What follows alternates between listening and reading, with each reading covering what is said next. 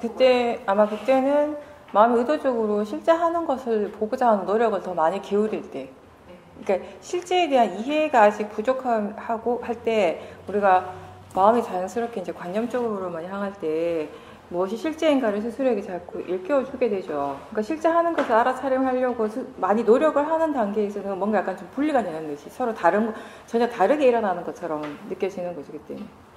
근데 사실은 두 가지 작용이 함께 일어나고 있는 중이지. 항상 그건 동시에 일어나는데 항상 함께 일어나지만 두 가지의 성질이 전혀 다른 거지. 서로 다른 작용인 거지. 이해라는 건 그런 거예요. 그냥 이해하는 거지. 이해되어지는 순간에 그냥 이해할 수 있는 거지. 이해가 안 되는 것을 내가 이해를 억지로 하려고 하니까 이해가 안 되는 거지. 이해가 될 때까지 그냥 우리는 계속 알아차림을 할 뿐이야. 이해가 안 되는 것을 우리 이해하기 위해서 우리가 할 수 있는 것이 무엇입니까? 그냥 수용하는 것이에요.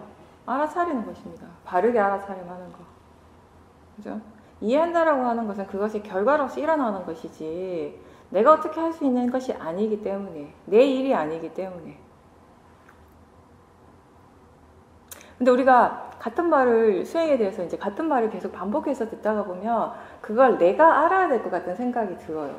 그렇게 알아야 될 것 같은 생각이 드는데 그거는 내 생각인 거죠. 근데 수행이라고 하는 거, 그리고 이해한다라고 하는 것은 그런 식으로 하는 내 이게는 아닙니다. 마음이 자연스럽게 그런 조건이 갖춰지는 순간 그런 이해가 그냥 한순간에 일어나는 거죠. 그렇게 이해가 일어날 때 우리는 이해하는 것이에요. 이해되어지는 것이죠.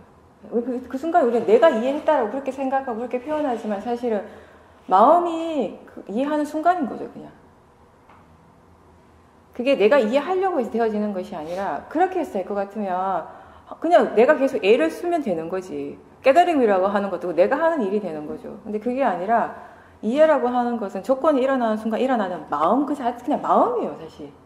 근데 자꾸 우리는 내가 이해한다, 내가 안다라고 하는 그런 관념, 그 생각이 너무 강하기 때문에 뭔가가 그게 딱 있는 것 같아요. 어떤 정형화된 뭔가 이해가 있는 것 같지만 그냥 마음이에요. 그 또한. 우리가 보는 것이 마음이라는 거 이제 알잖아요. 그죠? 듣는 것이 내가 아니라 마음의 일이라는 거 어느 정도 이해가 됩니다. 알아차리는 순간, 알아차린 그 암 그 자체가 마음이라는 것이 이해가 되죠. 그런 것처럼 이해라는 것 자체는 그냥 마음. 마음이 일어난 것이에요. 내가 이해하는 것이 아니라 사실은. 결과적으로. 그래서 법의 원인 결과라는 거죠. 그러니까 우리가 이해하기 위해서 우리가 할 수 있는 것은 뭐냐. 수행을 하는 거, 알아차리는 것이에요. 바른 견해로서 바른 대상을 알아차림을 계속 하는 거. 그게 전부예요, 사실. 우리가 할 수 있는 것이. 근데 거기에도 이해하고자 하는 마음이 너무 강할 때 이해는 일어나지 않는다라는 겁니다. 이해하는 마음이. 근데 너무 많은 걸 계속 반복해서 들을 때, 같은 말을 계속 들을 때, 자꾸 내가 그렇게 해야 될 것 같은 생각이 드는 거예요. 그렇게 되어져야 될 것 같은 생각이. 근데 그렇게 꼭 해야 되는 것이 아니라, 그렇게 되어져야 되는 것이 아니라, 그냥 그렇게 되어지는 과정인 거죠. 조금씩 점차로. 근데 이제 수행하는 과정에서 그런 과정들이 간혹씩 있거든요. 같은 말을 계속 반복해서 듣다 보니까 내가 그렇게 해야 돼. 마음이 그렇게 자연스럽게 되지 않으니까 내가 그렇게 해야 될 것 같은 순간이 있는데 마음이 그렇게 생각하는 순간 힘이 들어가게 돼요. 애를 쓰게 되는 거죠. 내가 그렇게 만들려고 하는 순간. 내가 어떻게 하고자 하는 그런 마음이 일어나는 순간 다 바르지 않는 수행이 되는 것입니다. 그렇게 수행을 할 때 수행을 하다 보면 힘이 들고 피곤하고 머리가 아프고 수행자가 이제 그런 걸 느끼게 되는 거죠. 때로는 너무 이렇게 필요 이상으로 집중을 하게 되고 뭔가를 어떻게 만들고자 하고 뭔가 되고자 하는 마음이 있을 때 제일 먼저 일어나는 현상 중에 하나가 자꾸 이렇게 뭔가 힘이 모여요. 집중을 하게 되는 것이거든요. 뭔가에 자꾸 포커스를 맞추려고 하고. 물론 우리가 수행을 계속 바르게 해나갈 때 그때도 마음이 점점점 한쪽으로 이렇게 모아지는 것이 느껴질 때가 있어요. 그게 언젠가 하면은 알미 계속 이어질 때. 처음에는 알아차리려고 노력을 하지만 내가 노력하는 것만큼 그런 효과가 없거든요. 알아차리면 계속 이제 중간 계속 끊어지니까. 계속 알아차리려고 노력하고 바르게 수행하려고 노력하고 마음에 대한 이해가 생기면서 알아차림이 이제 어느 정도 유지가 되는 거죠. 내가 애를 쓰지 않아도 내가 어떻게 하고자 하는 마음 없이 그냥 수행이 되어질 때가 있어요. 이럴 때 마음이 이렇게 약간 어느 한쪽으로 이렇게 모이는 듯한 느낌이 들 수는 있는데, 이거는 사실 우리가 보통 일반적으로 생각하는 그런 집중하고는 좀 다른 성질인데, 보통의 집중은 대상의 관념에 집중을 하는 것이거든요. 근데 이때 우리가 뭔가 마음이 한쪽으로 이렇게 차분하게 이렇게 모여지는 듯한 느낌, 마음이 그러면서 좀 차분해지고 고요해지는 느낌이 드는 것은 아는 작용이 계속 이어지고 있을 때, 내가 애쓰지 않아도 알미라고 하는 것이 계속 자연스럽게 일어나고 있을 때. 왜냐하면 아는 성질의 측면은 하나거든요. 아는 마음은 끊임없이, 알아차리는 마음은 계속 새 마음이 계속 끊임없이 일어나고 있어요. 서로 다른 마음들이 계속 일어나지만 그 마음에 실제 하는 작용, 성질은 하나이거든요. 그러니까 아까 동전의 양면이라고 얘기를 한 거는, 동전이라고 하는 건 그냥 하나예요. 하나의 동전이에요. 그죠? 하나의 동전인데 이렇게 앞면이 있고 뒷면이 있습니다. 맞지? 저는 사실 동전보다 손에 비유를 많이 하는데, 우리가 손이라고 하는 건 손바닥도 있고 손등이 있는 거잖아요. 그죠? 이런 것처럼 마음이 어떤 대상을 아는 작용이 일어났을 때, 뭔가를 인식하는 순간에 관념적인 작용과 실제하는 작용은 항상 이렇게 함께 일어나고 있어요. 손바닥과 손등처럼. 근데 항상 이렇게 함께 일어나고 있지만 왜 굳이 손바닥과 손등처럼 이렇게 구분을 하는가? 이것이 똑같은 하나는 아니기 때문에. 분명히 성질은 다르거든요. 관념을 대상으로 볼 때, 실제 하는 것을 대상으로 볼 때 이 두 개가 똑같은 게 절대 아닌 건 알 수가 있습니다. 그죠? 지금 당장 이 순간에 이걸 보는 순간 이게 커피라고 아는 거, 그 알면 분명히 있습니다. 그렇게 아는 작용 분명히 일어나요. 보는 순간 커피구나라고 마음이 생각하는 건 아는 것이거든요. 아니까 생각을 하는 거예요. 커피라고 생각을 하는 것이에요. 그죠? 그것 또한 하나의 알미라면, 인식하는 작용이라면, 동시에 우리가 수행적으로 더 관심을 기울이는 건 뭐냐면, 보고 있다라는 것을 다시 아는 것이잖아요. 그죠? 본다라고 하는 작용이 일어나지 않는다면 거기에 커피라고 하는 알미는 없죠, 사실은. 보기 때문에 커피인 줄 아는 것이에요. 보기 때문에 여자인 줄 알고 남자인 줄 압니다. 듣기 때문에 이게 개가 짖는 소리인지 고양이 울음소리인지 우리가 알 수가 있습니다. 항상 그렇게 함께 일어나요. 관념과 실제는. 항상 함께 일어나지만 분명히 다른 작용이라는 것입니다. 이게 커피라고 아는 것과 봄 그 자체를 아는 것은 다른 알미잖아요. 그죠? 근데 이 두 개가 항상 함께 일어나는 거죠. 함께 일어날 때 이 두 개가 다른 성질로서 함께 일어나고 있을 때 이 윗바사나 수행의 대상은 그때 실제 하는 쪽이라는 거. 봄 그 자체를 알아차리는 거. 듣고 있을 때 들음이라는 그 자체를 알아차림하는 쪽에 더 관심을 기울인다는 거. 그런 알미 계속 되어질 때 우리가 실제에 대한 이해가 거기서 생긴다는 거죠. 예전에는 스님이 알아차리려고 노력을 하고 또 이렇게 들어서 아는 정보가 있기 때문에 무엇이 실제인가를 스스로에게 일깨워는 주지만 그게 아직 마음이 이해하는 지혜가 없었기 때문에, 그러니까 마음이 아는 것은, 그 순간에 마음이 이해하고 있는 것은 관념이 전부였기 때문에 그걸 받아들이기가 힘들었던 거지. 근데 지금은 관념의 작용도 알지만 실제도 실제로서의 마음의 작용으로서 마음이 이제 이해하고 있기 때문에 이 실제라고 하는 것이 어떤 식으로 작용을 하고 있는지, 어떤 식으로 일을 하고 있는지를 어느 정도 분명하게 보고 이해하기 때문에 그 두 개가 전혀 다르다라는 거 이제 그냥 자연스럽게 받아들이는 거죠. 예전에는 다르다라는 것이 자신의 지혜가 아니라 들어서 아는 정보였기 때문에.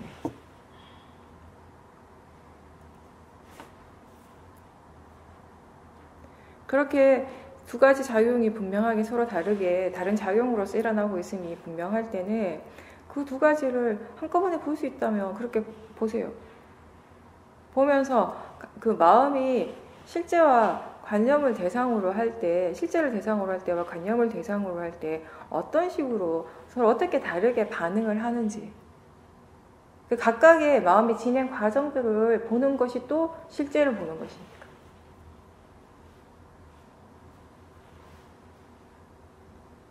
그런 것들을, 그런 비교를 통해서 마음이 왜 실제를 대상으로 하는 것이 이익이 있는지를 분명하게 마음이 직접 체험적으로 이해를 하게 되니까. 아무리 같은 말을 수백 번, 수천 번 반복해서 듣는다 해도 그렇게 듣는 것보다 훨씬 더 효과적이고 중요한 건 뭐냐면 단 한 번이라도 마음이 스스로 그거를 분명하게 체험하면서 그 체험을 통해서 조금이라도 이해하는 것입니다.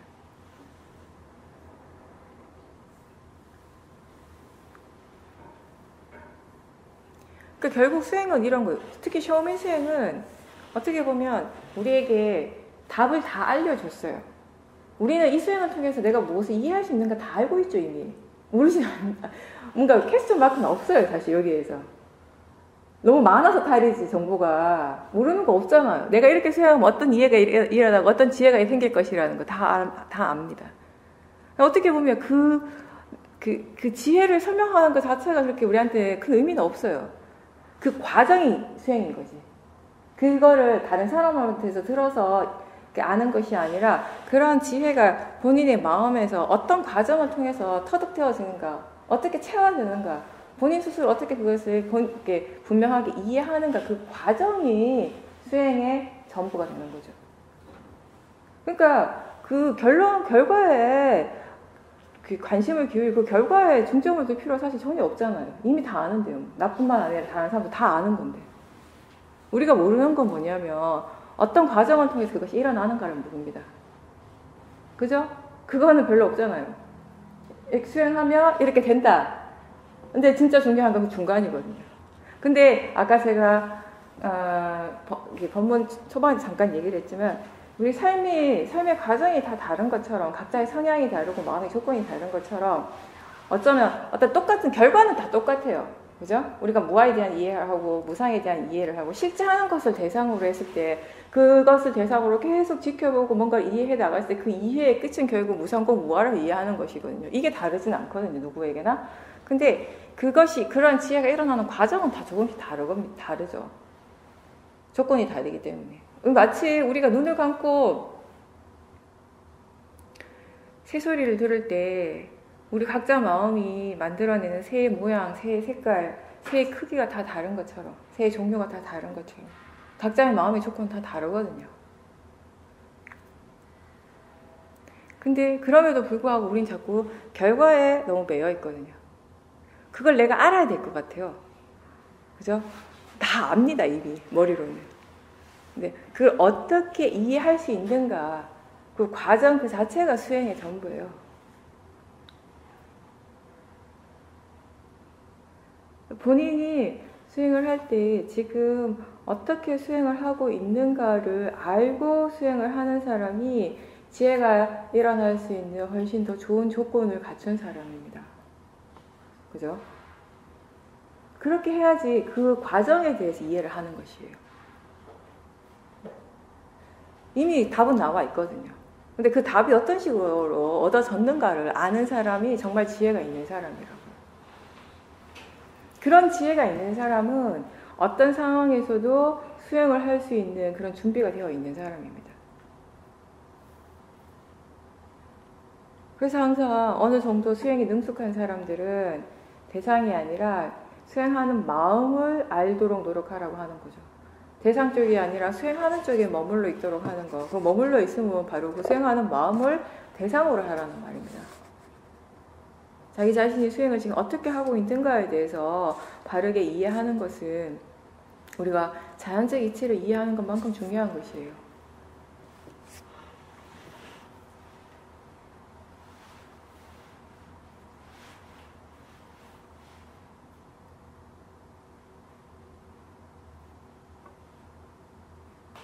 힘이 많이 빠졌다라고 하는 거는 방금 이제 얘기하려고 했던 게 이제 지금 본인에게 일어나는 상태에 대해서 뭔가 어떻게 하고자 하는 마음이 적어졌다라는 것이잖아요.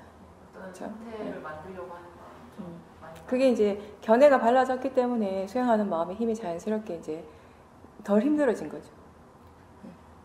예전에는 뭔가 그런 번뇌가 일어났다라고 생각하는 순간, 알아차리는 순간 마음이 그 번뇌에 대해서 부정적으로 반응을 하는 거지.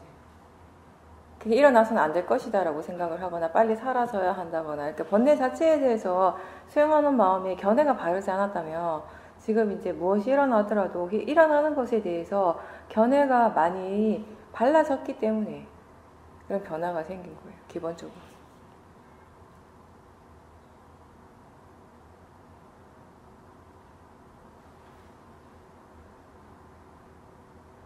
그러니까 아까도 몇 번 얘기를 했지만 뭔가 바꾸려고 좋아지려고 수행하는 것이 아니라 그냥 단지 지금 이 순간 수행하는 것 자체가 전부라는 것을 마음이 얼마만큼 이해하는가.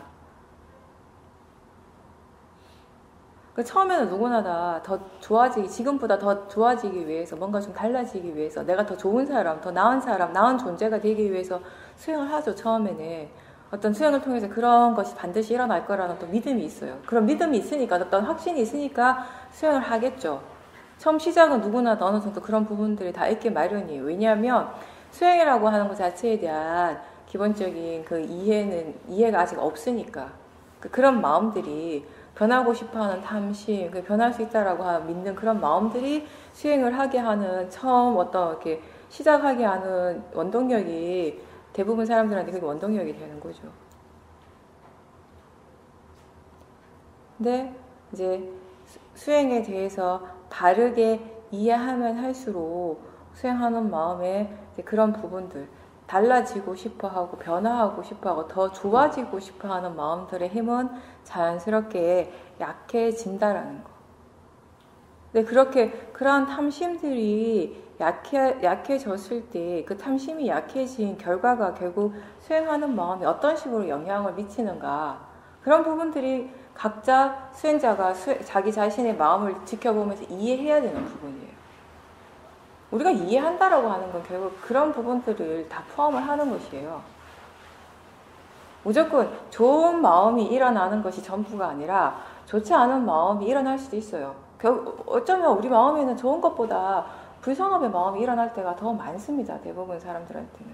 그럼 수행자의 바른 자세, 바르게 수행한다라고 하는 수행의 노력은 어떤 것이냐면 그런 선법이 아니라 불선법의 마음이 일어났을 때조차도 그런 불선법을 대상으로 보호를 해서 그런 불선법의 원인과 결과가 무엇인지를 이해하는 것이 되겠죠.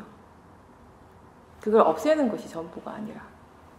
없애는 것은 내 일이 아니라 그 원인과 결과에 대해서 바르게 충분히 이해했을 때 이제 더 이상 안 일어나거나 덜 일어나게 되는 것이 결과가 되는 거지.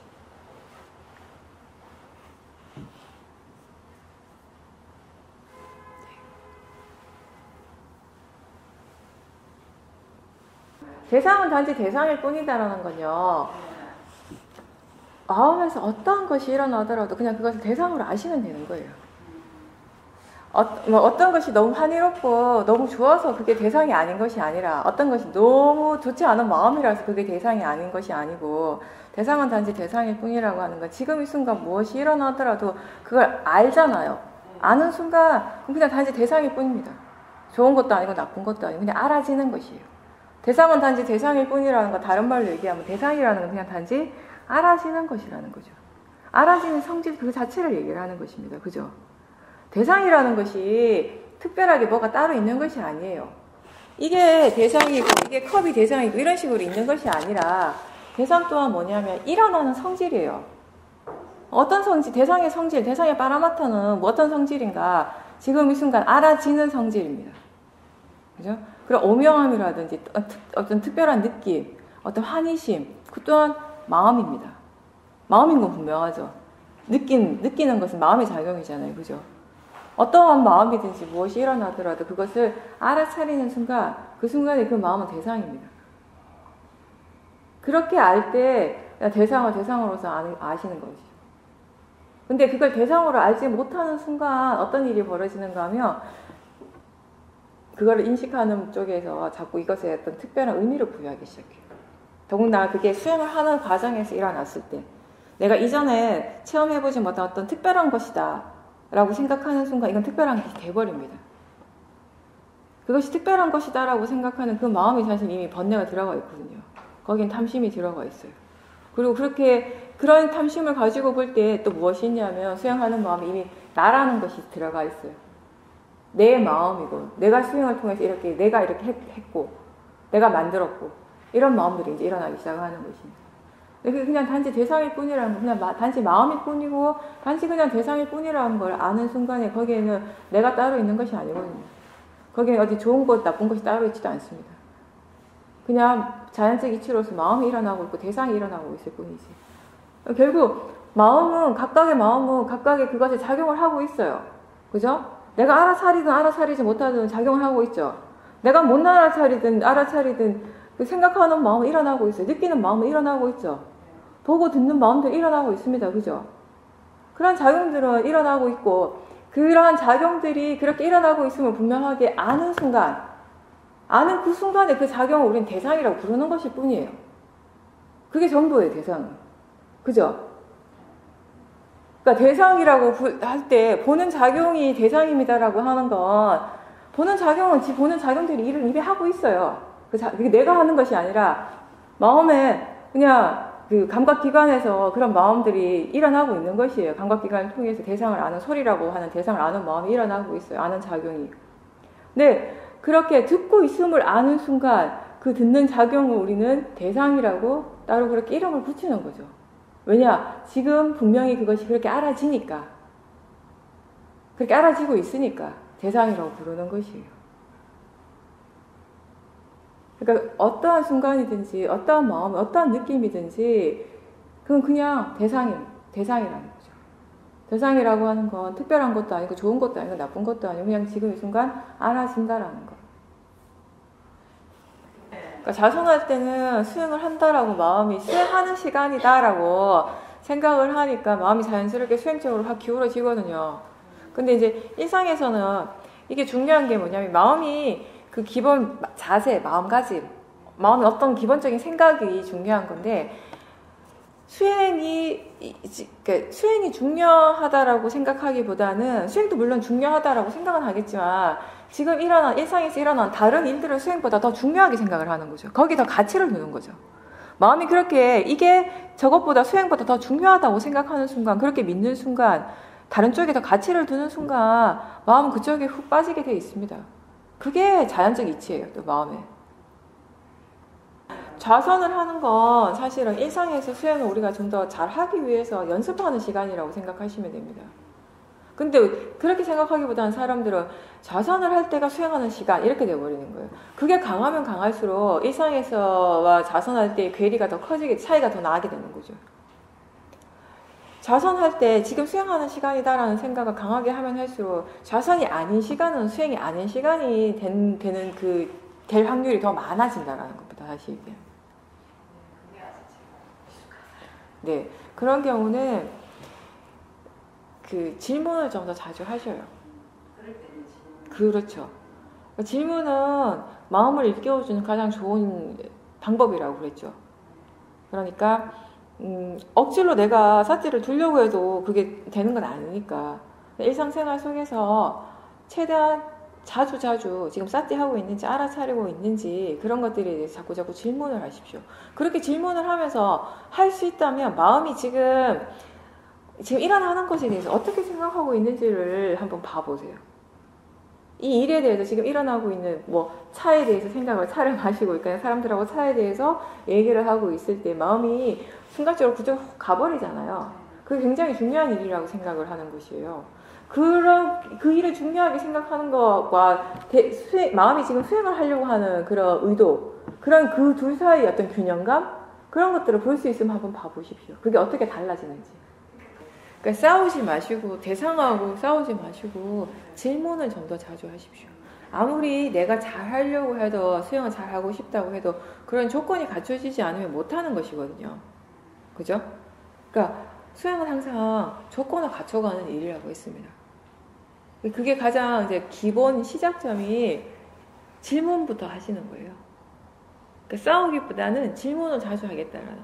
다른 사람들하고 대화를 하면서도 마음속으로 혼자서 질문하는 건 충분히 할 수 있습니다. 그죠?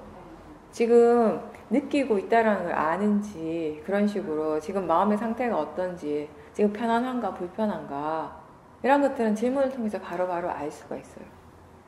그런 정도의 사티. 그러니까 일상에서의 살 때는 어떻게 보면 우리가 자선을 할 때는 뭔가 이렇게 한꺼번에 확 들어가는 집중력 있는 사티가 일어나기가 좀 쉽죠.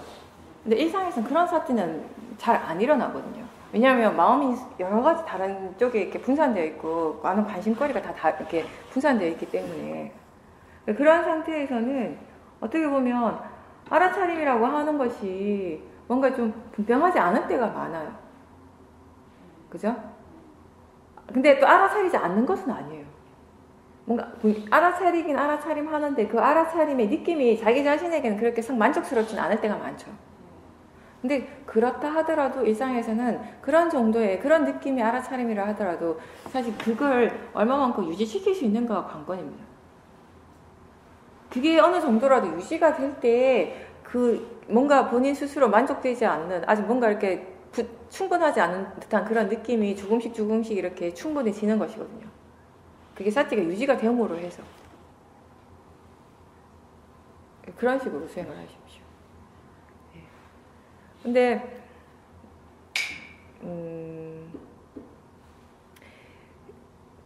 특히 이제 일상에서 수행이 잘 안 될 때, 그죠? 다른 사람들하고 대화를 할 때나 이럴 때 한 가지 방법적인 측면에서는 또 어떤 걸 할 수 있냐면은 몸에서 일어나는 감각이라든지 뭔가 본인한테 분명한 대상을 좀 더 지켜보려고 노력할 수는 있습니다.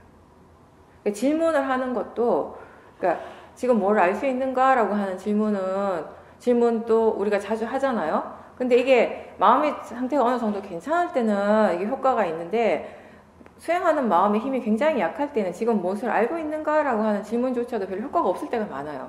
그러니까 질문이 그냥 질문으로서 끝날 때가 많죠. 그런 경우는 지금 몸의 느낌이 어떤가, 지금 몸의 느낌을 알아차리고 있는가, 이런 식으로 좀 더 질문 자체를 구체적으로 해주는 것도 하나의 방법이 돼요. 보살님이 차를 마실 때는 지금까지 습관에 의해서 굉장히 거기 그 행위 자체에 굉장히 집중을 하실 거거든요. 굉장히 마음이 그쪽에 훅 들어가 있는 상태예요.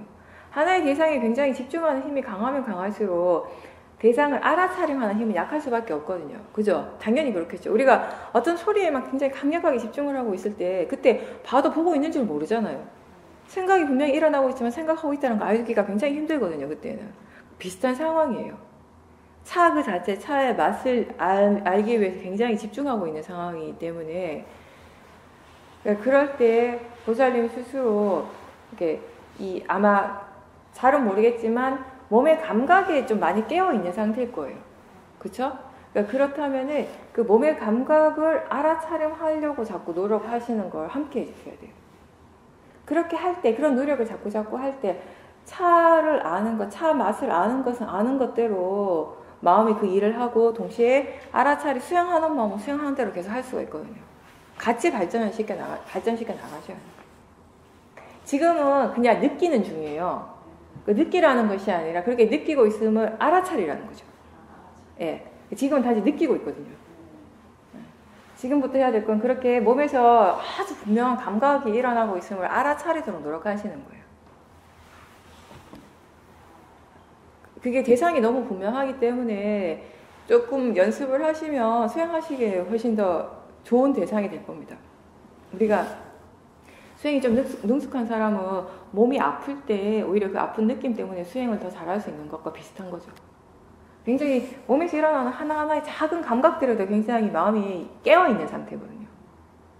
그러면 마음의 관심만 조금만 바꿔주면 사실은 그걸 대상으로 수행하기 굉장히 좋은 상태라는 거죠. 그죠? 그때 질문을 느낌을 아는 그렇죠. 지금 몸에서 어떤 것들이 일어나고 있는지, 몸에 이렇게 느끼고 있다는 걸 알아차리고 있는가, 알고 있는가. 단순히 하게 질문하셔도 돼요. 지금 아는가? 이런 식의 질문. 지금 알고 있는가, 아는가라고 질문을 딱 던지는 순간 가장 그때 그 순간에 마음에 가장 임팩트가 강한 대상이 몸의 감각이거든요. 바로 알아지거든요. 그 순간에. 그때 아는 건 대상을 아는 게 아니라 마음을 아는. 어떤 것이든 상관없어요. 그거는 보살님이 미리 정해놓고 보는 것이 아니거든요. 그때 그 순간에 뭐가 알아지든지 그냥 알아차리시면 됩니다. 근데 기본적으로 그게 몸의 감각을 알아차림하는 건 그 대상을 알아차림하는 거죠. 근데 그게 어느 정도 능숙해지면 나중에는 그렇게 알아차리고 있는 것을 다시 알아차릴 수 있죠. 그렇게 했을 때는 이점이 뭐냐면 알아차리고 있는 거 다시 알아차림할 때 대상이 이렇게 들어와요. 그럼 거기에는 몸의 감각만 있는 것이 아니라 맛을 아는 그 맛 그 자체도 대상을 할 수가 있어요. 그 맛에 대해서 반응하는 마음 또한 대상으로 할 수가 있죠. 우리가 몸의 감각을 대상으로 할 땐 그 대상 하나를 아는 알아차림이잖아요. 거기서부터 이제 시작을 하셔가지고 알아차림을 점점 개발시켜 나가서 알아차림을 다시 아는 알아차림을 할 때는 이렇게 여러 가지 대상들을 아는 것이 그냥 자연스러워지는 거죠. 사실 우리가 다도라고 하잖아요. 그 수행이라고 얘기를 하잖아요. 그죠? 돌을 닦는 일이라고 하는 것처럼 그걸 통해서 보살님이 여러 가지 방법적인 측면을 이렇게 시도를 하면서 해보면은 수행하기에 아주 좋은 시간이 될 수 있습니다. 그 시간이.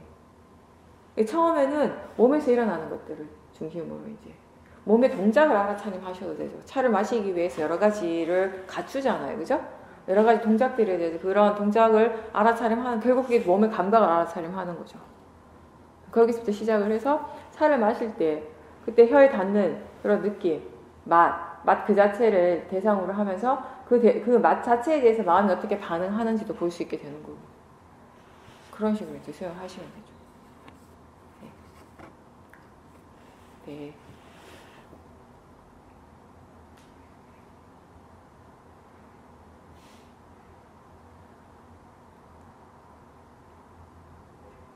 그러니까 어떠한 것이든 대상이 무엇이든지 상관없이 거칠든 미세하든 분명하든 분명하지 않든 사띠가 있는 그 자체가 중요합니다. 그런 사띠라도 이어지도록 하는 것이 중요하고요. 이게 뭐 분명하지 않은 사띠라 하더라도 그 사띠가 이어질 때 점점점 분명해지는 것이거든요. 일상에서는 어떤 식으로든지 사띠를 계속 이어서 하는 것이 가장 중요하니까요. 우리가 부처님께서 지혜가 일어나는 데서 가장 중요한 조건 중에 하나를 듣는 것이라고 얘기하셨어요. 듣는 것부터 시작을 한다고. 그러니까 지혜가 일어나는 과정을 이렇게 말씀해 놓으신 경이 하나 있는데 그걸 읽어보면 우리가 수행하는 과정이더라고요.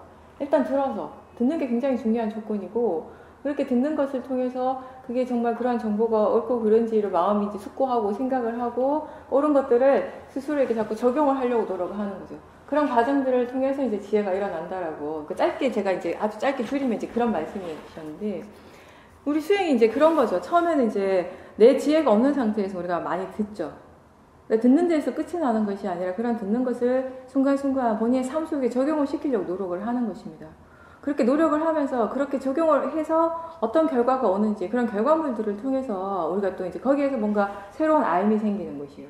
그러니까 본인의 어떤 들어서 아는 것도 우리가 문해라고 지혜라고 얘기를 하지만 사실 이걸 바탕으로 해서 수혜가 일어날 때, 수행적인 어떤 체험을 통해서 지혜가 일어날 때 이 문해와 이 수혜의 차원은 전혀 다른 차원인 거예요. 그죠? 수혜가 있을 때, 본인 스스로가 체험을 통해서 일어나는 지혜가 있을 때 그런 것들이 결국 우리 자신을 변화시키는 원동력이 되는 조건이 되는 거죠. 왜냐하면 나라고 생각할 때 그게 더 문제시 되어지거든요. 그게 문제시 된다는 건 뭐냐면, 나라고 할 때 모든 것을 나의 관점에서 볼 때는 결국 일어나서는 안 될 것들이 너무 많아요. 그죠? 그러니까 어깨가 아파도 이제. 그렇죠. 그게 일어나면 안 될 것 같은 거예요. 심지어는 누가 돌아가셨어요. 뭐 돌아가시면 안 되는 거예요. 네, 왜 돌아가셨는지 그것도 막 슬프고 억울하고 그런 일이 일어나서는 안 될 것 같죠. 그러니까 그런 것처럼 그게 모든 걸 나의 관점에서 볼 때 일어나는 것들이 일어나서는 안 되는 것처럼 그렇게 느껴지는 것들이 아주 많습니다. 근데 일어나는 모든 것이 결국 그것에 일어날 원인에 의해서, 조건에 의해서 일어나는 것일 뿐이거든요. 그래서 항상 우리가 그 얘기를 하잖아요. 내 관점에서 볼 때 일어나서는 안 될 것이 많지만 법의 측면에서 볼 때는 어떻습니까? 일어나야 할 것만 일어나고 있는 중입니다. 사실 지금 우리 몸과 마음을 대상으로 지켜볼 때 여러 가지 많은 것들이 일어나고 있어요.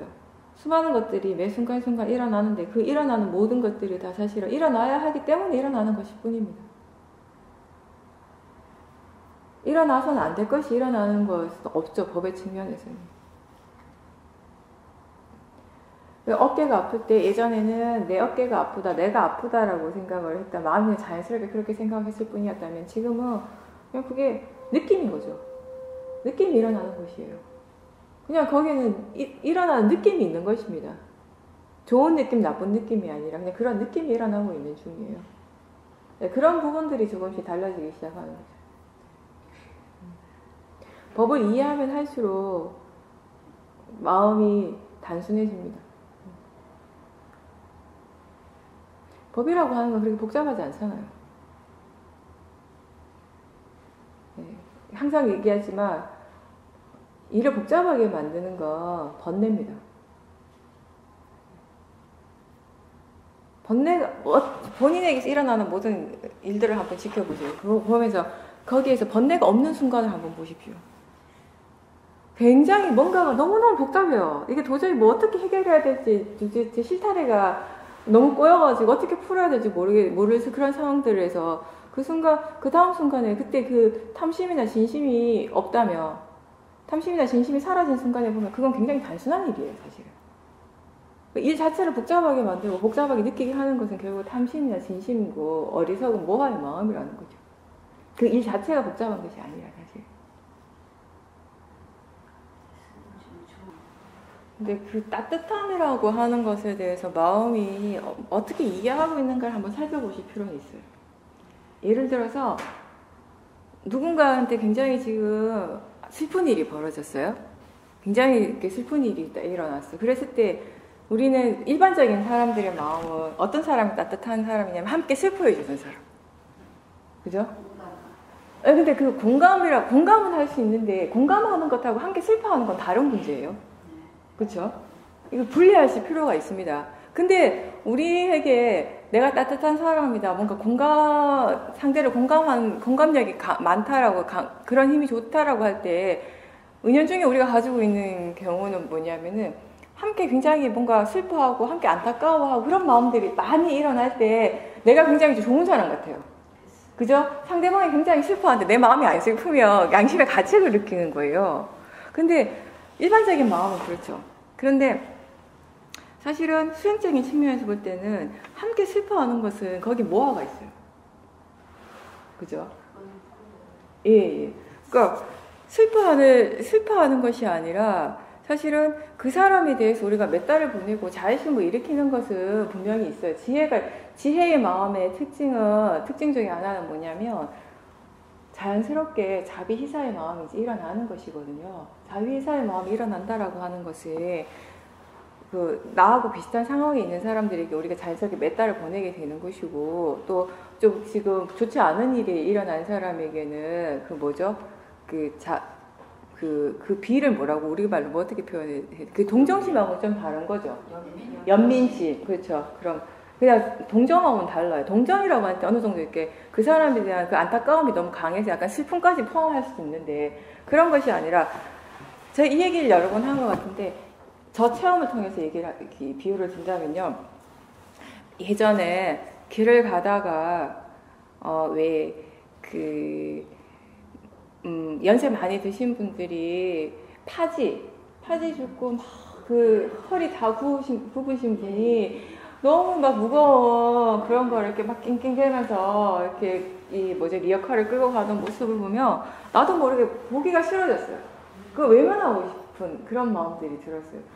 그래서 근데 어느 날 길을 가다가 그런 장면을 우연하게 목격을 했는데, 그 순간에 내 마음이 할아버지 너무 안타깝다, 안 돼 보인다, 가서 도와드려야지 이런 생각을 하면서 동시에 내 마음이 너무 슬픈 거예요.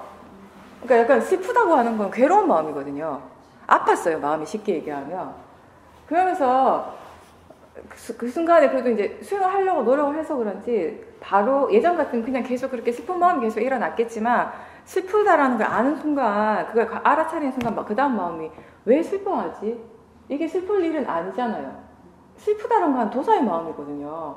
그 자체가 그죠? 도사의 마음이고 번뇌거든요. 번뇌. 두카 얘기 전에 번뇌라고 표현. 번뇌의 마음이라는 거죠. 아니 저 사람이 나한테 뭐라고 하는 것도 아니고 번뇌가 일어날 일이 아님에도 불구하고 내 마음은 자연스럽게 번뇌가 일어나는 거예요. 그건 왜 그럴까라고 했을 때 거기에 내가 모하가 있었기 때문인 거예요. 안타깝고 그 사람이 힘들어 보인다면 내가 할 수 있는 최선은 그 할아버지를 그 순간에 내가 할 수 있는 방법 도와드리는 것이에요. 그죠? 도와드리되 그게 슬퍼할 일은 아니라고 마음이 이해를 하는 것이거든요. 그게 슬퍼할 것이 아니라는 것을 이해하는 것이 바로 지혜입니다. 근데 대부분의 사람들은 그거를 슬픈 일이라고 같이 슬퍼해야 되고 같이 같이 그런 괴로워해야 되는 일이라고 믿는 거죠. 그거는 사실은 모아의 마음이거든요. 근데 일반적인 마음에서 봤을 때 그런 마음들이 일어날 때 사람들이 더 따뜻하다고 느끼는 것이에요. 그런 마음이 일어나지 않으면 내가 너무 냉정하지 않은가. 근데 지혜라고 하는 것은 마음이 지금 이 순간에 무엇을 어떻게 해야 하는지, 어떠한 것이 가장 나에게도 이익이 되고 저 사람에게도 이익이 되는가를 아는 마음이에요. 사실 여기서 답이 나오는 것이에요. 그죠? 불교에서의 답은 내가 도대체 이런 상황에서 내가 도대체 어떻게 행동을 해야 돼? 어떻게 해야 되지? 라고 했을 때 답은 뭐냐면 너 자신에게도 이익이 되고 상대에게도 이익이 되는 걸 하라. 이게 답이거든요. 그러면 그 사람이 그런 행동을 그런 일을 지금 하고 있을 때 내가 그냥 슬퍼하는 것이 내 자신에게도 도움이 안 돼요. 번뇌를 일으키는 것이. 그게 단순히 슬퍼하는 그 자체가 그 사람에게 어떠한 도움이 안 되는 것이거든요. 그렇죠? 내가 그 사람에게 도움이 되기 위해서는 사실은 내 마음이 슬퍼할 것이 아니라 그 사람에게 대해서 지금 이 순간에 무엇을 어떻게 하는 것이 가장 그 사람에게 도움이 되는지 이익이 되는지를 마음이 아는 것이 정말 그 사람을 도와주는 것이에요. 이게 비슷하게 어떤 상황에서 우리가 이렇게 활용을 할 수 있냐면 누군가가 지금 생명이 다해갈 때 목숨이 이제 꺼져가는 순간에도 마찬가지. 일반적인 사람들의 마음은 그 자리에서 슬퍼하는 것이 당연하다고 생각을 하는 거죠. 그죠? 근데 그때 슬퍼하는 것이 그 지금 돌아가시는 분한테 어떤 이익이 있어요? 도대체. 단순히 눈물을 흘린다라고 하는 것이 자기 위안은 되겠지만, 스스로의 어떤 위안은 되겠지만, 내가 뭔가 슬퍼한다라고 함으로 해서 자기 위안은 되겠지만, 자기 만족이라면 너무 그건 좀 잔인한 거고, 과연 그게 나한테 어떤 이익이 되고 돌아가시는 분한테 어떤 이익이 되냐는 것이에요. 그죠? 그 순간에 우리가 할 수 있는 정말 나에게도 이익이 되고 그 사람에게도 이익이 되는 건 뭐냐면 슬퍼할 것이 아니라 내가 아는 최대한의 정말 모든 지혜를 다 이끌어내야 돼요. 그 순간에. 정말 그렇게 해서 내가 가지고 있는 그런 약간의 조금의 지혜라도 그 사람에게 도움이 될 수 있도록 조금이라도 도움이 되는 말을 해줄 수 있다면 사람이 마지막까지 남아있는 것이 이 이근이 살아있다고 하잖아요. 그건 진짜 맞는 것 같아요. 돌아가시는 분 옆에서 지켜보니까. 돌아가기 직전인데도 듣고 계시더라고요, 확실히. 정신이 하나도 없는 것 같은데도. 그러니까 그럴 때, 우리 불교에서 그렇잖아요. 죽기 직전의 마음이 어떤 상태인가 굉장히 중요하다고. 왜냐하면 죽음의 마음을 조건으로 해서 재생 연결시, 그 다음 생에 마음이 이어지는 것이니까. 사실 돌아가시고 난 다음에 49제를 지내고 이런 것보다는 불교적인 의미에서 보면, 마음의 측면에서 본다면, 돌아가시기 그 직전에 최대한 그 사람의 좀 더 좋은 마음을 일으킬 수 있도록 옆에서 좀 이렇게 함께 뭔가를 해줄 수 있다면, 그게 정말 그 사람을 위한 것이 되는 것이거든요. 같이 슬퍼하고 눈물 흘리고 돌아가시지 말라고 막 이렇게 애원하고 하는 건 그 사람이 죽고 싶어 죽지는 않거든요, 사실은. 누구든지 자기 자신에 대한 애착이 있잖아요. 죽기 싫겠죠. 죽음이라고 하는 게 너무 두렵겠죠. 근데 그런 상황에서 아유 돌아가시면 어떡하냐고 그렇게 가시면 안 된다고 계시려. 근데 그거는 현실적으로 그저 말이 안 되는 거예요. 그 사람에게 지금 나보다 더 힘들고 나보다 더 불안한 건 사실은 그 당사자겠죠. 그렇죠? 그 당사자가 그런데 주위에 사람들 빙 둘러서가지고 거기서 다 같이 더 큰 번뇌를 일으킬 것인지, 더 큰 불안감을 줄 것인지, 더 큰 집착, 이게 막 놓지 않으려고 그런 집착의 마음으로 가게 할 것인지, 아니면 그 사람이 평상시에 수행을 했던 사람이라면 더 도움이 많이 될 것이고, 하지 않았던 사람이라 하더라도 내가 할 수 있는 최대한의 그 사람에게 도움이 될 수 있는 말들을 해주는 것이에요. 어떤 마음가짐을 가지는 것이 가장 좋은 건지 지금 이 순간에. 그러니까 이게 본인이 한평생을 살아오면서 선업을 지었고 불선업을 수많은 선업과 수많은 불선업을 지었겠죠. 그랬을 때 그 사람이 최대한 선업에 대해서 기억할 수 있도록, 그리고 기억함으로 해서 그 사람의 마음이 조금 더 편안해질 수 있도록, 그리고 조금이라도 더 편안하고 그런 선업을 기억하는 마음의 상태로 갈 수 있도록 옆에서 도와줄 수 있다면 그게 그 상대를 위하는 것이 되는 거고, 그렇게 함으로 해서 자기 자신도 사실은 마음의 질이 좋아질 수 있게 되는 것이거든요. 막 울고 하는 것보다는.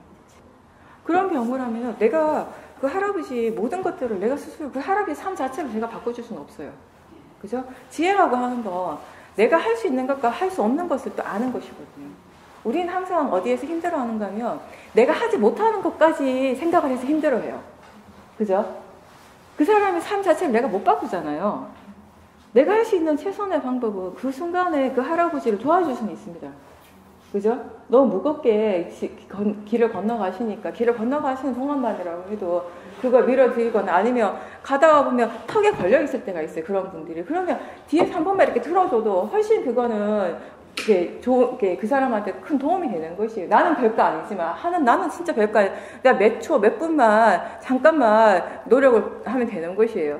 근데 그분한테는 그게 되게 고마운 일이 되는, 편하게, 좀 훨씬 더 일을 편하게 할 수 있는 일이 되는 것이죠.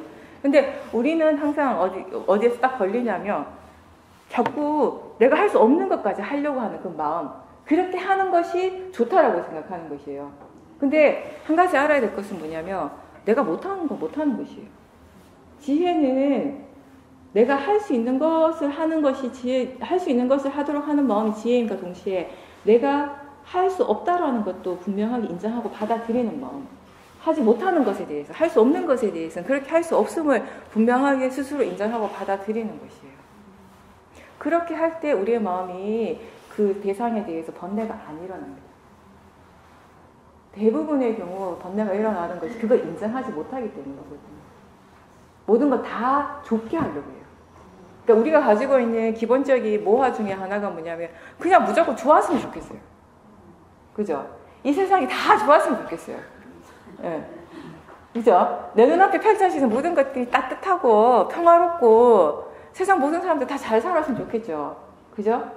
근데 법이 일어나는 이치는 우리의 삶이 진행되어 가는 그런 과정들은 결국은 뭐냐면 법의 이치를 벗어나지 못해요. 아무리 내가 원한다 해도 그건 될 수 없는 일이에요. 법의 이치를 벗어나는 것은. 법의 이치라고 하는 건 뭐냐면 조건 갖추어진 대로 일어나는 결과라는 겁니다. 근데 수행을 할 때는 우리가 그거를 기억을 하는데 일상의 삶 속에서는 자꾸 잊어버려요. 자꾸 잊어버리고 그냥 무조건 좋았으면 좋겠는 거예요. 근데 그게 바로 탐심이거든요. 그런 마음들이 있기 때문에 그리고 또 이런 거 있어요. 수행을 하면서 예전에 비해서 어떤 판단을 하는 것들이 달라지게 되겠죠. 그죠? 법을 이해하면서 우리가 세상을 바라보는 관점이 바뀌어요. 가치 판단의 기준이 달라집니다. 예전에 좋다라고 생각하고 옳다라고 생각했던 것들이 지금의 관점에서 볼 때 그게 번뇌의 마음인 경우가 많거든요. 근데 이제 그렇게 해서 본인이 조금씩 달라지게 되는데 아직까지 지혜가 충분하지 않은 상황이기 때문에 우리가 자꾸 남을 의식을 하게 돼요. 그죠? 그러니까 법의 측면에서 볼 때는 그런 마음을 일으키는 것이 당연한 건데 그게 나쁜 것이 아님에도 불구하고 일반적인 사람들의 관점에서 볼 때 내가 너무 냉정하게 보이고 차갑게 보이지 않을까 그런 것들을 의식할 수는 있습니다. 근데 그럴 때는 그렇게 다른 사람에게 인정받고 싶고 뭔가 이렇게 항상 좋은 사람이고 싶어하는 그렇게 보여지고 싶어하는 그런 마음도 사실 대상으로 볼 필요는 있어요. 다른 사람한테 좋은 사람이 되는 것이 아니라 수행을 통해서 우리는 자기 자신이 스스로가 내가 좋은 사람인지 그렇지 않은 사람인지 스스로 알 수 있는 게 중요한 거예요. 좋은 사람, 나쁜 사람은 딴 게 기준이 아니라 지금 일어나는 마음이 선법의 마음이 일어나는 순간 좋은 사람이에요. 지금 불선법의 마음이 일어나면 좋지 않은 사람인 겁니다. 그 본인 스스로가 알고 본인 스스로가 거기에 대해서 분명하게 아는 것이 중요하지 다른 사람이 나를 어떤 사람으로 인정하고 어떻게 판단하는가가 그게 중요하진 않다는 거 수행을 할 때. 근데 자꾸 우리는 그걸 계속 인식을 하거든요. 어쩔 수 없이. 그리고 또 보살님 질문 되게 중요한 질문인데 그런 부분도 있어요. 수행을 하는 과정에서 자기 자신에게 자꾸 집중을 하고 하다 보니까 뭐랄까 마음이 아직 지혜가 충분하지 않기 때문에 일어나는 현상 중에 하나가 이런 거예요. 내가 좀 더 다른 사람에게 배려할 수 있음에도 불구하고 수행을 한다라는 것을 핑계로 삼을 때도 있어요. 자기 스스로 내가 좀 편하려고. 그죠? 그런 부분들은 자기가 봐야 돼요. 그거는. 제가 아까 처음에 말한 부분은 그냥 지혜의 측면에서 말씀을 드린 거예요. 지혜의 관점에서 볼 때는 예전에 지혜가 없을 때, 없는 마음에서 봤을 때 따뜻함이라고 하는 것, 다른 사람에 대해서 공감하고 다른 사람을 위해준다라고 하는 것이 판단 기준이 달라진다라는 것이에요. 그것하고 지금 얘기하는 건 좀 다른 측면이거든요. 네, 이거 사람들이 또 바르지 않게 사용하는 사람들이 있다고요. 우리가 자꾸 수행은 자기 혼자서 하는 일이고 자기 자신이 집중하는 거고 이런 얘기를 많이 듣고 하다 보면 정말 내가 좀 더 다른 사람에게 대해서 배려할 수도 있는 부분임에도 불구하고 그냥 좀 이기적이 될 때도 있어요. 그런 부분들은 정말 본인이 수행자 스스로가 자기 자신을 지켜보면 조심해야 되는 부분이죠. 그거는. 능숙하지 못하기 때문에 그런 마음들이 일어나는 겁니다. 그러니까 보살님께서 과정인 거예요, 지금. 지혜를 계속 이제 키워가는 과정이잖아요. 지혜가 일어났다라고, 지혜 힘이 충분해진다라는 거는 뭔가 단순히 우리가 자선을 할 때, 행선을 할 때 마음의 질이 좋은 것을 얘기를 한다기보다는 일상의 삶 속에서 그 지혜라고 하는 것이 어떤 역할을 하는가가 달라지는 것이에요. 처음부터 우리의 삶을 모든 게 아주 매끈하게, 아주 유연하게, 부드럽게 바꿔가는 그런 지혜는 안 일어나거든요. 조금씩 뭔가 지혜가 점점 그러니까 윤활제가 되어가는 느낌을 이제 스스로 느끼시게 되는 거예요. 그런 과정이신 거죠. 근데 예전에 이제 그런 자해 수행을 할 때는 그 수행은 사실은 일반적인 윗바사나 수행이라기보다는 좀 사마타에 가까운 수행이잖아요. 어떻게 보면, 그죠? 근데 일단 굉장히 그 특정한 문구를 가지고 우리가 계속 거기에 집중을 하는 거잖아요. 그렇게 하면 자연스럽게 우리의 마음이 좀 편안해지죠. 편안해지고 계속 좋은 마음을 이렇게 보내는 거니까 그거 자체는 좋은 수행인데 문제는 뭐냐면 그 마음이 일상의 삶 속에서 계속 모든 순간순간에 이렇게 적용이 되어지는 건 또 다른 부분이거든요. 앉아서 자선을 할 때 너무 평안하고 좋죠. 내가 정말 이 세상에서 가장 좋은 사람이 된 것 같고. 그러니까요. 예. 그러니까 여기서 이제 특히 시험민 수행에서는 물론 그것도 좋은 수행 방법이긴 하지만 그거는 아주 특정한 상황에서만 그렇게 우리가 뭔가 강하게 거기에 그 수행에만 집중을 하고 있을 때만 그런 느낌이 일어나고 일상의 삶 속에서는 원래대로 돌아간다는 것이에요. 그리고 또 어떤 게 있냐면 또 한 가지 조심해야 될 게 뭐냐면 마음의 질이 별로 이렇게 썩 좋지 않은 분들은 특히나 그런 식으로 수행을 할 때 이게 겉으로 드러나는 마음하고 본인의 진짜 마음하고 너무 다른 거예요. 당연히 그렇겠죠. 내가 만들어내는 마음이잖아요. 의도적으로. 진짜 마음의 성질이 그렇게 막 달라져가지고 마음이 그렇게 다련해서 나타나는 마음이 아니라 억지로 이렇게 어떻게 보면 쥐어짜는 마음이에요. 그렇죠? 억지로 삶에 막 이렇게 쥐어짜잖아요. 근데 그게 이제 계속 능숙해지다 보면 익숙해지다 보면 이제 편안해지는 상태가 되는 건데 근데 사실은 그 상태도 거기에 워낙 집중하고 있는 상태이기 때문에 그런 편안함을 느끼는 거예요. 그래서 너무나 이 한쪽의 마음에만 너무 집중을 하기 때문에 다른 쪽의 마음, 특히 번뇌의 마음이 지금 덜 일어나는 상태거든요. 그러니까 약간 좀 막아놓는 상태. 이쪽 구멍을 막아놓은 거예요. 뭔가 이렇게 우리가 하수구에 그거를 딱 틀어 막아놓는 상태. 틀어 막아놓고 물을 튼 거예요. 자해라고 하는 그런 자해 명상이라고 물을 튼 상태예요. 근데 밖에 나가면 어떻게 되냐면은 그냥 이게 그 하수구 그냥 열려버려요. 뚜껑 열려버려요. 그냥 새 나가요, 모든 게 다. 내가 쓸 수 있는 물이 없어요, 그때는. 그러니까 지혜를 개발한다라고 하는 것은 뭐냐면은 항상 내가 적재적소에 사용할 수 있는 그 물을 항상 갖추는 것 같은 거죠, 사실.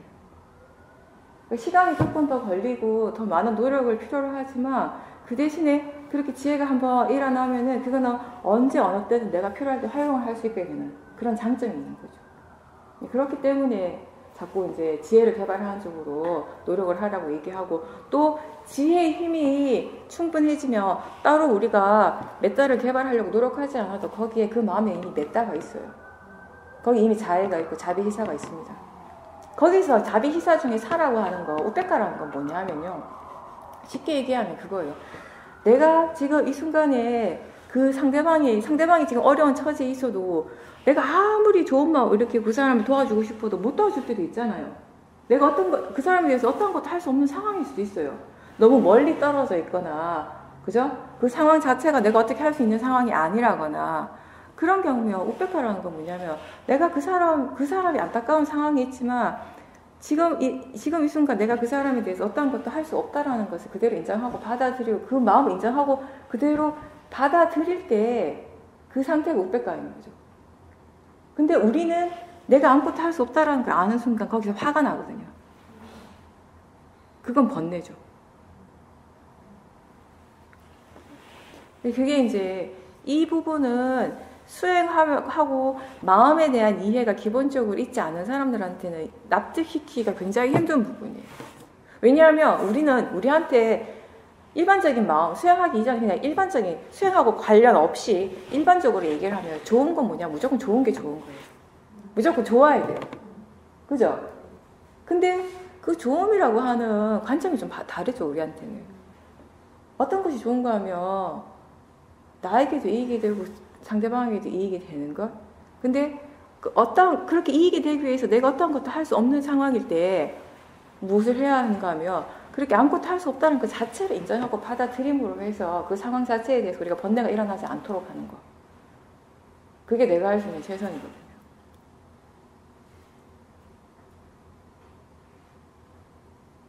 자기 자신에 대해서도 다른 사람에 대해서도 세상에 대해서도 우리는 무조건 좋아야 한다라는 것. 그 마음이 사실은 기본적인 우리 모두에게 일어나고 있는 탐심 중에 하나입니다. 그 탐심이 충족돼야지 그게 뭐랄까 좋은 사람이라고 생각을 하거든요. 근데 수행적인 측면에서 볼 때 탐심이 충족된 것은 좋은 사람의 가치하고는 좀 다른 거죠. 그러니까 그 사람이 좋아졌으면 좋겠다라고 생각하는 것도 탐심으로 그런 마음을 일으킬 수도 있고 지혜가 그런 마음을 일으킬 때가 있는 것이에요. 그러니까 그렇게 생각하는 그 마음 자체가 어떤 마음인가부터 시작을 하는 거죠. 사실 우리에게는. 그죠? 우리가 병문안을 갈 때 누가 아파서 병문안을 갈 때 누구나 다 상대방이 덜 아팠으면 좋겠다. 빨리 나았으면 좋겠다라고 생각을 하잖아요. 근데 그 똑같은 생각을 하지만 그렇게 생각하는 그 마음의 그 밑바탕이 그게 탐심의 마음이냐 지혜의 마음이냐는 다르다라는 것이에요.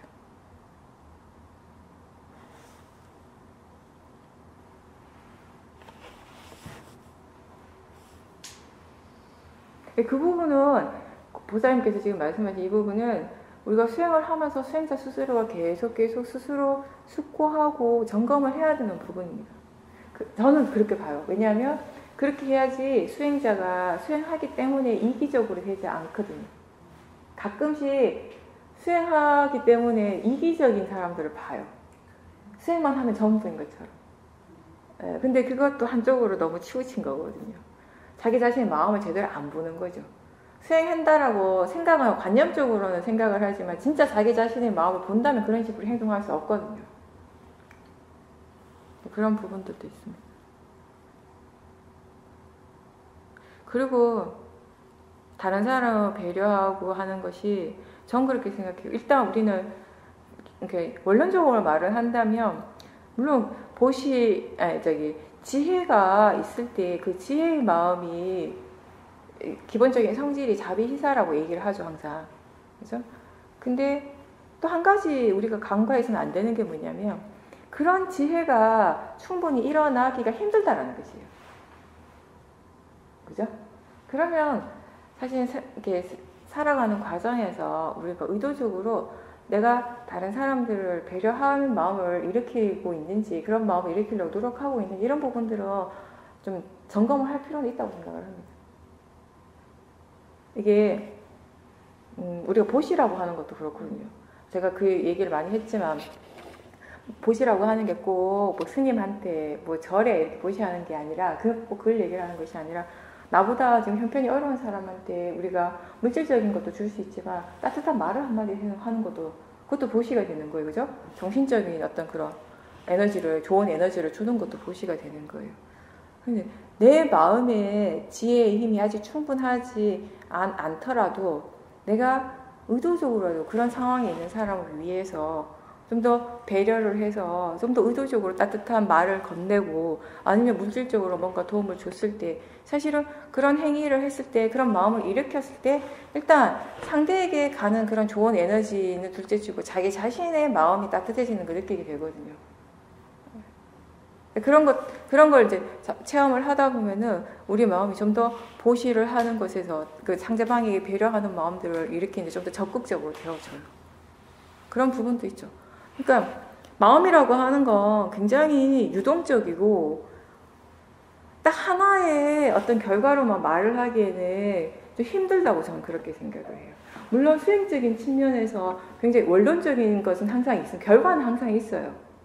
그렇지만 그 결과를 향해서 가는 과정에서 우리가 어떤 식으로 마음을 일으키고자 노력을 하는가, 그 과정에서의 부분은 뭔가 각자의 노력이 다 다를 수 있는 거죠.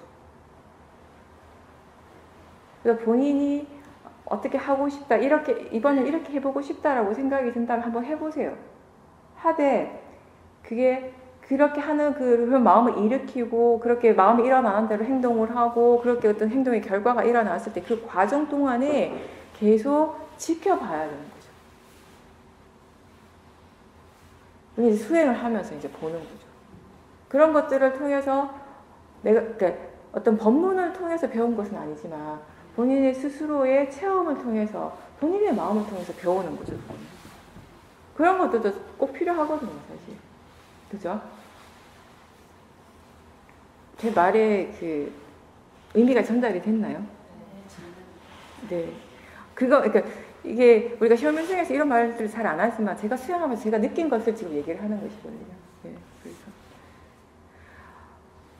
지혜가 일어나면 지혜를 믿고 가면 돼요. 근데 제가 느끼는 점은 뭐냐면 그럼 지혜가 일어나는 그 과정에서 아직 지혜가 충분하지 않을 때 우리가 어떻게 해야 되는가? 그죠? 지혜가 일어나기 위해서 수행을 계속 열심히 하는 게 답이죠. 답인데, 근데 좀 더 우리가 그런 배려들을 할 수 있지 않은가, 이런 부분이에요. 다른 사람들을 위해서 배려를 하고, 그 또한 수행의 과정으로 보게 되는 거죠, 우리가. 일어나는 마음들을. 그런 의미에서 본인이 이제 또 배우는 게 있다는 거죠. 예. 수행할 때 굉장히 좋은, 수행하는 것이 능숙한 분들한테는 되게 좋은 수행 방법이에요. 우리가 비슷한 상황인데 마음이 다르게 반응할 때가 많죠. 지금 보살님이 얘기한 것처럼 어떨 때는 그냥 흘려보내요, 대상을. 그냥 일어나면 일어나는 줄 알고 그냥 계속 대상은 대상대로 일어나고 있고 수행하는 마음 그냥 수행할 뿐이죠. 이럴 때 그냥 우리의 느낌이 대상이 그냥 흘러가요. 어디에도 집착하지 않는 거죠. 이쪽이 수행하는 쪽이 일어나는 쪽에 집착을 하지 않는 상황이거든요. 근데 그냥 계속 알아차리고 있다는 점에서는 같습니다. 수행을 하고 있어요. 수행 안 하는 것도 아니야. 분명히 수행을 하고 있는데 왜 어떤 순간, 다음 순간에는 대상을 붙잡으려고 애를 쓰는가? 왜 대상을 놓지 못하는가? 집착하고 있는가? 왜 이걸 문제라고 생각하는가? 그러면은 지금 보살님이 이렇게 수행을 한 것처럼 왜 아까는 그냥 대상을 흘려보냈는데 집착하지 않고 그냥 자연스럽게 놓고 그냥 지켜볼 수 있었는데 지금은 왜 그게 되지 않는가? 라고 이렇게 질문을 하는 순간 마음이 법에 대해서 조사를 하기 시작하는 거예요. 가장 자연스러운 조사예요, 저게. 저렇게 하는 거지. 우리가 굳이 대놓고 의도적으로 법에 대해서 막 조사를 해야지 이게 아니라 그냥 알아차림 자체가 분명할 때, 지금 자기 자신에게서 일어나는 것들이 분명하게 알아질 때, 그때는 이렇게 비슷한 상황에서 서로 다른 마음의 반응들이 일어나는 것도 알 수 있잖아요. 아주 분명하게, 그죠? 그럼 그 순간에 마음이 질문을 하는 거죠. 궁금해하는 거죠. 왜 그럴까? 왜 어떤 것에 대해서는 문제시하지 않지만 어떤 대상에 대해서 문제시하고 어떤 상황에 대해서는 마음이 전혀 집착하지 않는데 또 다른 상황에 대해서 마음이 대상에 강하게 집착을 하는가? 왜 그럴까? 라고 이렇게 질문하는 것 자체가 법에 대한 조사라는 거죠. 이렇게 질문을 할 때 수행하는 마음에 이미 지혜가 있는 것이에요. 그렇게 할 필요가 없다라는 마음도 분명히 있는데 그 마음보다는 그렇게 하는 것이 좋다. 그게 정말 나한테 이익이 되는 것이다라고 믿는 마음이 더 강하기 때문에 마음이 무엇을 믿는가에 따라서 따라가게 돼 있어요. 그게 마음의 자연적 이치입니다. 원인 결과라고 하는 게 딴 게 아니에요. 이게 좋다라고 생각하면 마음 그냥 그쪽으로 가는 거. 그게 자연적 이치, 원인 결과죠. 이거 A라는 것보다 B라는 것이 더 좋아. A보다 B가 나한테 더 이익이 돼. 이게 더 나은 거야. 라고 마음이 그렇게 생각하고 믿는 순간 그냥 B에 딱 달라붙는 거. 거기에 내가 없어요. 자연적 이치인 거지. 그 자체가 원인 결과인 거지. 그럼 우리가 할 수 있는 게 뭐냐면 그 마음을 이렇게 억지로 떼어내라는 것이 아니라 이렇게 떼는 건 힘들잖아요. 지금 당장은 못하죠. 그렇게 떼라고 하면 그게 수행이라면 우리 너무 힘들 거예요, 진짜로. 그죠? 다행히 수행이라고 한 건 뭐냐면 천만다행히 마음이 그렇게 작용하고 있음을 알아차리라는 것이죠. 그건 할 수 있겠죠. 그거 하시면 돼요.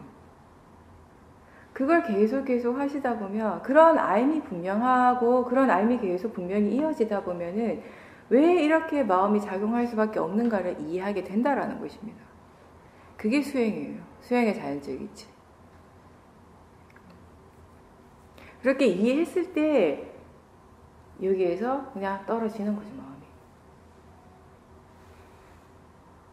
이게 진짜 어떻게 보면 이게 자석이 서로 들러붙는 거하고 똑같아요. 내가 아무리 그걸 이렇게 안 붙게 하려고 해도 그냥 붙어버리잖아요. 마음은 그렇게 일어나죠. 조건 지어진 대로. 그래도 그 고삐를 잡는 힘이 뭐냐면 지혜죠. 그죠? 지혜 힘이 강하면 강할수록 쉽게 잡아져요. 말이 크게 용을 못 써요.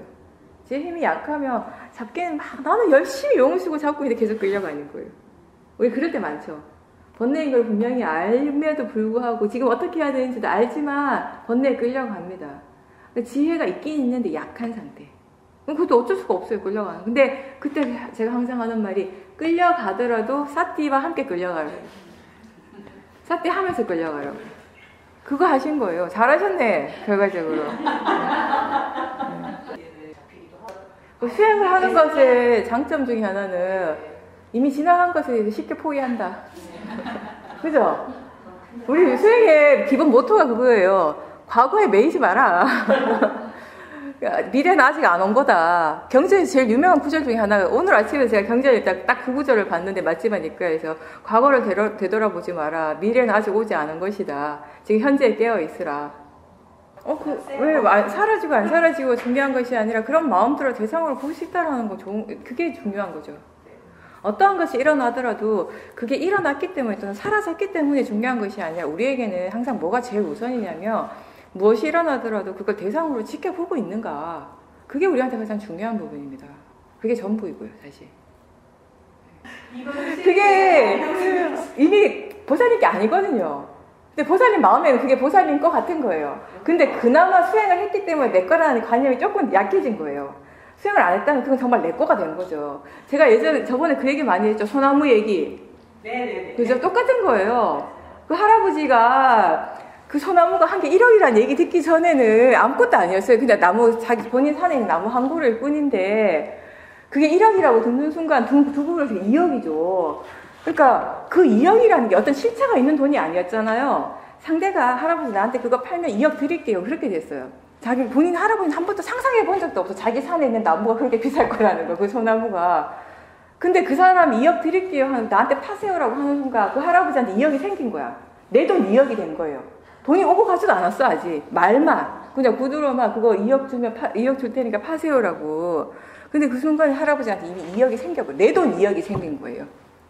그러니까, 이제, 그 군청에서, 거기에서, 할아버지 그거 못 팔아요. 아무리 자기 산이라 하더라도, 모든 소나무는 개인이 사고 파는 게 아니다. 나라 소유인가 봐요, 그게. 그러니까 못 판다라고 하니까 할아버지가 머리 사밀고 누웠어요. 네. 그러니까 할아버지 왜 머리 사밀고 누웠냐면 내 돈 2억이 날아간 거예요. 그죠? 내 돈 2억을 그냥 하늘에 공중에 날려보낸 거예요, 할아버지한테는. 어딘가 사기당한 거. 근데 원래 없던 거예요, 2억이. 본인 돈이 아니었어요, 원래.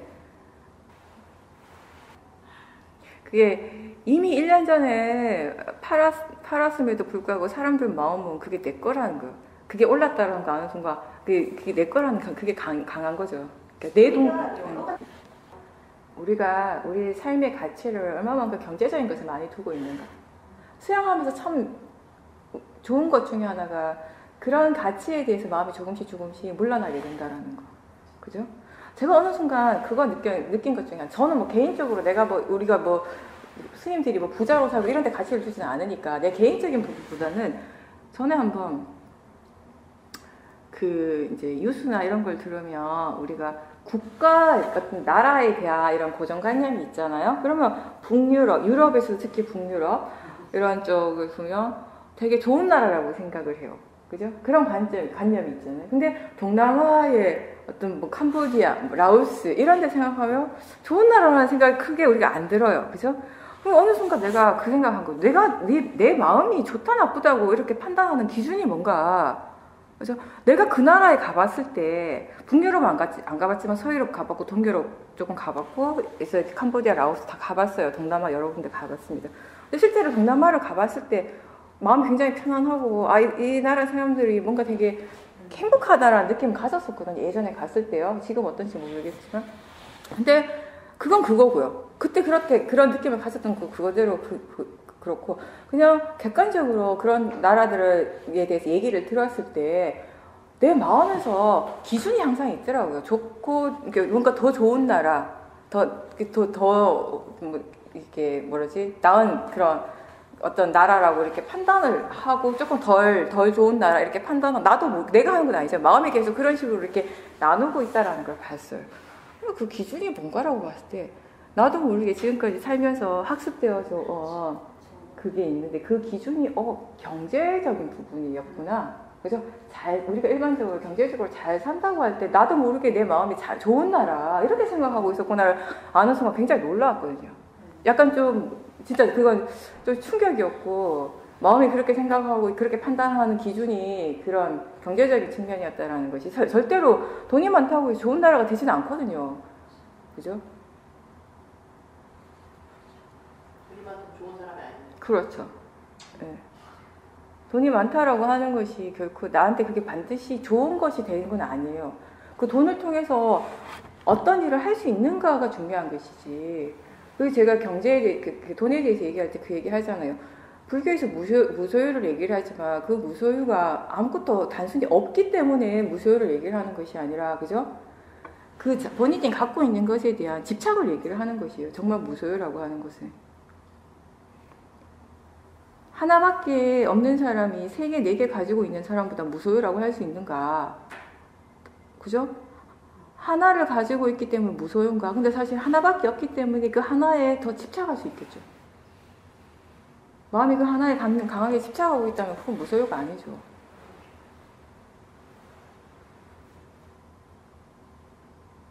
그런 부분들. 돈이 무조건 많고 적음을 얘기를 하는 것이 아니라 오히려 수행을 바르게 하고 마음의 질이 좋은 사람이라면, 그런 사람이 부를 가지고 있다면 그 사람은 다른 사람을 위해서, 이 세상을 위해서 더 많은 일들을 할 수 있는 사람이 되는 것이에요. 그죠? 자기가 가지고 있는 것이 이것이 어떤 가치를 가지는가를 바르게 아는 사람이라면, 그게 오로지 나를 위해서, 내 가족만을 위해서 쓰는 것이 아니라 다른 사람들을 위해서 더 많은 것들을 할 수 있는 사람이잖아요. 그 사람이. 부처님 경전에 그런 게 다 나오죠. 돈을 벌었을 때 그 돈을 어떻게 쓰라고 하는 것까지 말씀을 하셨어요. 4분의 1은 자기 자신과 그리고 자기 자신 도와주는 사람들을 위해서 쓰고, 그리고 또 4분의 1은 본인이 하고 있는 일에 재투자를 하고, 그리고 4분의 1은 좋은 곳에 보시를 하고, 이런 식으로. 그리고 제가자들한테만 국한해서 하시는 법문이 있잖아요. 제가자들이 누릴 수 있는 행복에 대해서. 그 중에 하나가 뭐냐면은 재물을 가지는 행복이에요. 근데 그 반드시 전제가 있죠. 정당한 행위로서 재물을 가지는 거. 내가 부자가 되기 위해, 잘 살기 위해서 다른 사람을 해치거나 뭐 이렇게 사회에 악을 끼치는 것이 아니라 정정당당하게 바른 방법으로 재물을 갖는 것이, 그게 잘못된 것이 절대 아니라는 것이에요. 그리고 두 번째 행복이, 일반 제가자가 누릴 수 있는 두 번째 행복이 그렇게 해서 얻어진 재물을 바르게 쓰는 행복. 그런 것들이 있는 거죠. 그리고 빚 없는 것도 하나의 행복이라고 말씀하셨어요.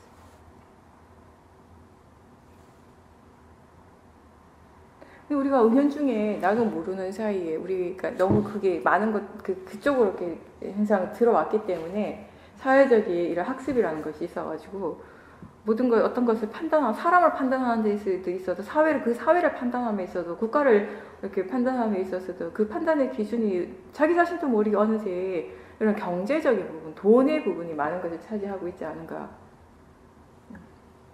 돈이 많다고 해서 건강히 그게 더 행복하고 더 좋은 것이 반드시 그런 것은 아님에도 불구하고 우리가 가지고 있는 잘못된 고정관념 중에 하나 그런 것이 있다는 거죠.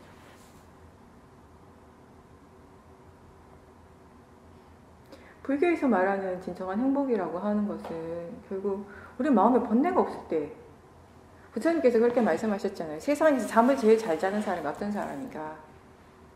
마음에 번뇌가 없는 사람. 그래서 부처님이 나는 이 세상에서 제일 잠을 잘 자는 사람이라고 말씀하셨어요. 훌륭한 침구, 세상에 제일 좋은 침대, 세상에서 제일 부드러운 뭐 이불 이런 걸 덮고 잤을 때 잠을 잘 자는 것이 아니라 아무리 훌륭한 침대가 있고 훌륭한 이불을 덮고 자도 그 사람의 마음이 번뇌가 가득 차 있다면 잠을 잘 수가 없다라는 것이에요. 힘들다라는 것이죠. 근데 그냥 나무 밑에서 떨어진 낙엽을 주워서 그걸 입을 삼아 주무시지만 나는 세상에서 잠을 제일 잘 자는 사람이라고 그렇게 말씀하셨어요.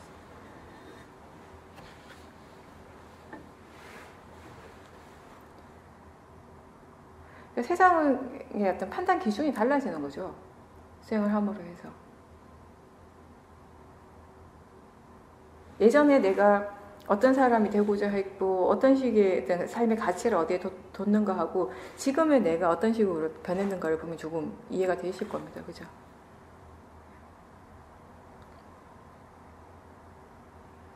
일단 그 가치가 달라질 수 있는 것은 어떤 부분에서 시작을 하는가 하면 수행을 하면서 우리의 마음이 조금씩 번뇌가 옅어지는 것을 체험을 하게 돼요.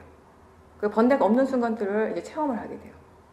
번뇌가 가득 차 있는 순간과 번뇌가 없는 순간을 체험을 할 때 수행자가 왜 우리가 수행을 할 수밖에 없는가 이해하게 되는 거죠, 사실.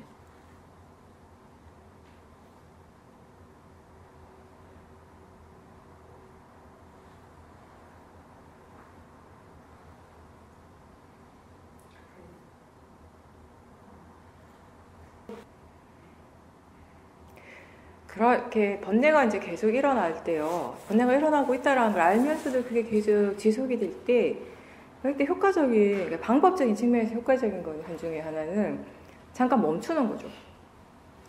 그죠? 가장 대표적인 걸 제가 왜 밥 먹을 때 그런 얘기 많이 했죠. 탐심이 일어나고 있으면 분명히 봤어요. 탐심으로 먹고 있다는 걸 알 때, 알지만 탐심이 계속되는 경우가 많거든요. 그럴 때 가장 짧은 시간에 효과적인 방법 중에 하나는 뭐냐면 잠깐 그 행위 자체를 멈추는 거예요. 아직 마음이 그 번뇌를 지켜볼 수는 있지만 지켜본다고 해서 그 번뇌가 다 멈추진 않거든요. 왜냐하면 보는 건 보는 것이고 그 멈추게 하는 건 사띠의 역할이 아니라 지혜의 역할이니까. 지혜의 힘이 좀 부족한 상태예요. 그런 경우 우리가 약간 방법적인 측면으로 그죠? 계속 보기는 보지만 계속 먹는 동안에 탐심이 커질 때가 많은 거예요. 말을 할 때 특히 탐심으로 말을 하고 있다는 걸 알지만 말을 하면 할수록 어때요? 점점 더 들뜨게 되죠. 탐심이 더 강해지죠. 근데 사실은 그 말의 내용 자체가 중요한가 하면 그렇지도 않아요. 거의 그냥 우리가 그냥 일반 신변 잡기 이런 크게 뭐 중요하지 않은 어떻게 보면 안 해도 되는 말들을 많이 하죠. 마음이 들떠있는 상태에서는. 그 말을 계속 함으로 해서 점점 더 들뜨게 되는 경우, 그죠? 그런 경우는 본인이 그렇다는 걸 알 때 수행하려고 노력을 해도 잘 되지 않을 때 지혜가 약한 경우거든요. 잠깐 그 행위 자체를 멈춤으로 해서 마음의 질을 조금 다스릴 수는 있죠. 다음에 그렇게 한번 해보십시오. 잠깐 멈추는 거. 그렇게 해서 일단 말을 하지 않으면 그 본인의 마음을 보는 것이 훨씬 쉽거든요. 그죠? 그래서 그 막 들떠있는 마음들을 이렇게 지켜보시는 거죠. 다른 사람들이 이제 대화하는 중에 좀 본인이 좀 더 그 마음 쪽에 자기 자신을 보는 쪽에 좀 더 집중을 하시고요. 그렇게 하는 것도 하나의 방법이 돼요.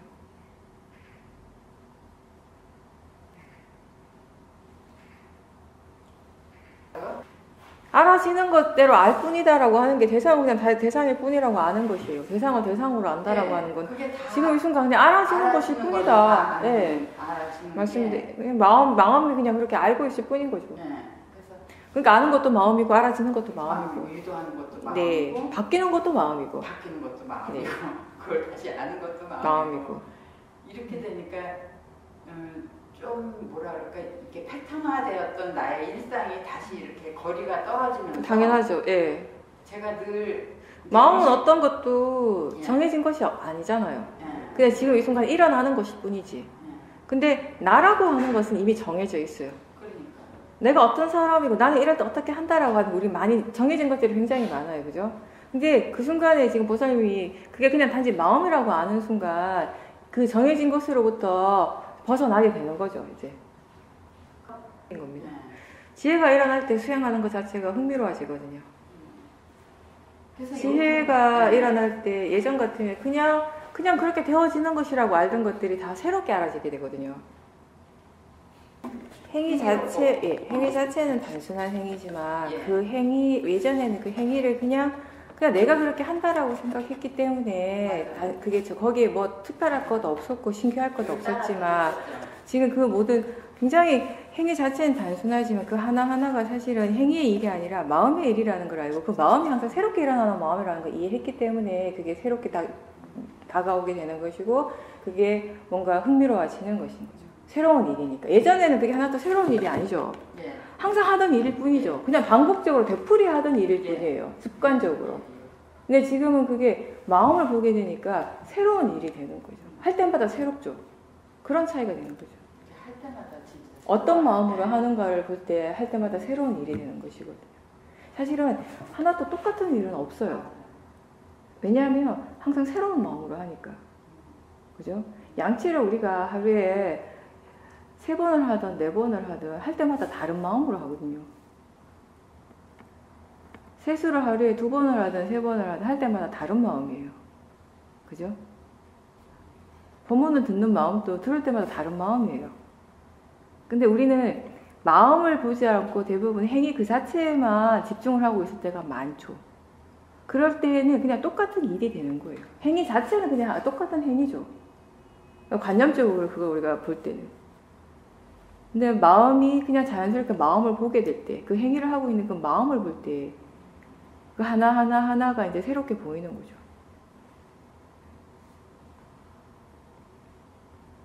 그래서 수행하는 마음이 지혜가 있으면 수행하는 것이 지루하지 않습니다.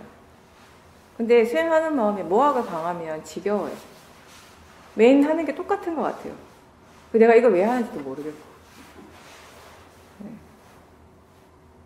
근데 뭐 지혜가 일어나는 것이 또 내 마음대로 되는 건 아니기 때문에 기본적인 것이 마음이 그것을 재미있어 하든 지루해 하든 그러한 마음의 상태 또한 우리가 대상으로 알도록 노력하는 것이에요. 수행을 하다 보면 수행이 재미있을 때도 있지만 수행이 지겨울 때도 있어요. 하기 싫을 때도 있습니다. 그죠? 가장 기본은 뭐냐면 그런 마음, 하기 싫어하는 마음, 지겨워하는 마음 또한 대상이라는 것을 알도록 하는 거예요.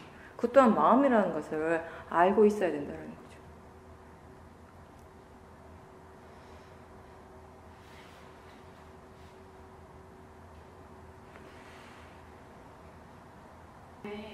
보는 게 그렇게 힘들 때는 무조건 보려고만 애쓰지 말고 그걸 잠깐 내려놓고 약간 마음을 좀 이렇게 고요하게 만들 필요는 있죠. 잠을 못 자면 그 번뇌가 일어났다라는 그런 기억이 드는 경우는 잘 없는 것 같고, 근데 이제 그 잠을 잘 자는 사람에 대한 그 경전을 제가 아주 분명하게 이제 와닿았던 게 저 도반 스님 체험인데 제가 전에도 얘기한 것 같은데 도반 중에 잠을 정말 잘 자는 스님이 있어요. 머리가 바닥에 되면 바로 자요. 우리 도반들이 가끔씩 우리끼리 막 얘기해요. 같이 어디 이렇게 함께 잘 일이 있으면 어떻게 저렇게 잘 자지? 그냥 베개에 다음에 자는구나. 신기하다. 와, 사람이 저럴 수도 있구나. 그렇게 생각했는데 그 도반 스님이 어디 이제 큰 절에 주지가 됐어요. 주지가 되자마자 크게 불사를 해야 되는 상황이었어요. 선방에. 네. 그 주지가 되자마자 주지 된 것도 지금 벅찬데 불사까지 큰 불사를 하게 된 거예요. 그 선방인데 선방은 불사하는 게 보통 일이 아니거든요. 그러니까 그 주지가 되고 몇 달 안 돼서 밤에 9시가 넘어서 10시가 다 된 시간에 나한테 전화가 그 시간에 전화 올 사람이 아닌데 와서는 자기가 불면증이라는 거예요. 내가 너무 놀랐어요. 나는 이 세상에서 그 스님이 불면증에 걸릴 거라고는 딴 사람은 몰라도 불면증에 걸릴 세상의 마지막 사람이라고 저는 생각을 했는데 잠을 못 잔 지가 한참 됐다는 거예요. 왜 그러냐니까. 아니 스님이 도대체 왜 잠을 못 자냐니까. 이 2시가 된 이후로 생각은 멈추지가 않는데요. 돈에 대한 생각. 예, 이게 막 돈이 몇억 몇십억이 드는데 들어오는 돈은 뻔하잖아요. 요즘 또 사람들이 옛날만큼 보시를 많이 하는 것도 아니고 해야 될 일은 정해져 있는데 그 머리가 이게 항상 거기에 돌아가니까 하루 종일 돌아가고 수많은 일들이 막 돌아가고 자려고 누우면 계속 생각이 끊어지지 않는다라는 거, 거기에 대해서. 잠을 잘 수가 없다라는 거죠. 그때 제가 그 말을 듣는 거, 와, 그 경전 내용이 확 생각이 나는 거예요. 그러니까 물론 뭐 번뇌가 일어나는 것을 내가 어떻게 뭐 마음대로 할 수 있는 것은 아니죠. 그리고 또 수행자의 측면에서 볼 때는 잠을 무조건 잘 자야 된다라는 것도 아니에요, 사실. 우리가 잠을 평상시보다 잠을 못 자면 또 힘든 게 뭐냐면 번뇌 때문에도 힘들지만 또 다른 번뇌 하나는 뭐냐면 빨리 자야 된다고 생각하는 그 마음이 또 번뇌가 되더라고요. 잠을 자야 한다라는. 근데 잠을 그래도 기본적으로 수행자라면 잠을 자려고 애를 쓰기보다는 사실은 그 순간에 번뇌가 강하다라는 건 번뇌가 분명히 일어나고 있다라는 거잖아요. 그 일어나고 있는 번뇌를 대상으로 수행을 하려고 하는 노력을 하셔야지. 그죠? 잠을 조금 평상시보다 조금 덜 자더라도. 그렇게 하다 보면 오히려 잠을 잘 수도 있게 된다라는 거죠. 뭔가 집중을 하셔도 돼요. 그럴 때 하셔도 되는데 조금 이제 그 번뇌, 우리가 누우면 이렇게 이 몸을 지탱하기 위한 물리적인 에너지를 가장 사용하지 않아도 가능한 상태가 되죠, 그죠? 어떻게 보면 편안한 상태죠. 그런 상태에서 번뇌가 굉장히 분명합니다, 그죠? 그러면 그 번뇌를 대상으로 수행을 해야겠다는 마음을 좀 더, 그런 의도를 좀 더 많이 내보세요. 그 상태에서. 지금 그냥 자는 시간이라기보다는 수행하는 시간이다라고 한번 마음의 그냥 생각, 마음의 자세를 한번 바꿔보십시오. 그런 것이 또 수면에 어떤 영향을 미치는지. 잠을 자야 된다는 생각이 강하면 강할수록 마음이 불편해지거든요, 그때는. 그냥 차라리 그냥 지금 수행을 해야겠다. 수행하는 시간이다라고 생각을 하시는 거죠. 생각을 바꾸는 것이 결과적으로 많은 차이를 갖고 오게 하거든요. 어떻게 생각하는가. 수행도 사실은 바른 생각에서부터 시작하는 일이에요. 그죠? 바르게 사유하는 거. 대상에 대한 바른 생각. 수행을 어떻게 표현하면 그렇게 할 수 있는 거 아닌가요? 바른 대상에 대한 사유. 그런 거죠. 생각하는 것 자체가 문제가 되는 건 아니니까. 근데 그걸 번뇌의 마음으로 생각하는 것이 우리를 힘들게 하는 거죠. 생각은 지금 이 순간에도 계속 일어나고 있어요. 근데 지금 생각하는 것이 힘들지 않잖아요. 지금 생각한다고 하는 것이 힘들지 않죠. 그냥 일어나는 것일 뿐이죠. 근데 언제 그것이 힘들어지는가 하면 번뇌로서 생각을 할 때 힘든 거죠. 생각이 우리를 힘들게 하는 것이 아니라 번뇌가 우리를 힘들게 한다는 것입니다. 생각은 그냥 생각일 뿐이에요. 지금 이렇게 일어나고 있는 것처럼. 번뇌가 있을 때나 번뇌가 없을 때나 생각이 일어난다는 건 그냥 같아요. 같은 이치로서 일어나고 있는 그냥 같은 작용일 뿐입니다. 이게 우리를 힘들게 하진 않거든요. 지금 안 힘들죠, 분명히. 네. 근데 그렇게 생각하는 마음에 번뇌가 있으면 바로 힘들어지거든요.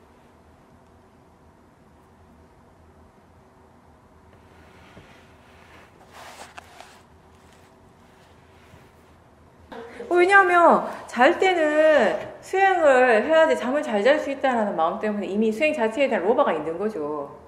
그죠? 이렇게 해야지 내가 잘 잘 수 있다라는 거 이미 마음에 믿고 있으니까. 마음에 깔려. 네. 근데 깨어날 때는 상관없이 깨어나거든요. 근데 만약에 이게 사실은 별거 아닌 거 간단한 것 같은데 좀 중요한 게 뭐냐면요. 이거예요. 이게 상당히 중요한 부분을 내포하고 있는데 만약에 보살님이 잠들기 전에 수행하는 마음에 탐심이 없다면 그건 지혜죠. 수행하고자 하는 마음이 지혜죠. 그죠? 근데 지금은 지혜도 있지만 탐심이 많은 거예요. 그죠? 그러니까 이렇게 잠들기 직전까지 수행을 하는 것이 나한테 정말 이익이 된다라고 아는 것이 탐심이 더 강해요. 지혜의 마음보다는. 그렇게 아는 마음이 지혜일 수도 있거든요. 그게 만약에 지혜가 강하다면 일어나는 순간에도 수행을 할 겁니다. 이게 포인트예요. 수행을 하세요. 수행을 하되 그렇게 잠들기 전에 수행하고자 하는 마음이 탐심이 있다면 그 탐심을 대상으로 보십시오. 탐심을 대상으로 보고 그리고 오늘부터는 깨어날 때도 잠들기 직전에 수행하고자 노력하는 것처럼 깨어날 때도 그런 노력을 하려고 의도적으로 좀 기울여 보세요. 그러니까 어떤 타이밍이든지 최대한 빨리 지금 알아차리고 있는가라는 질문을 하는 걸 연습을 하세요. 일어날 때.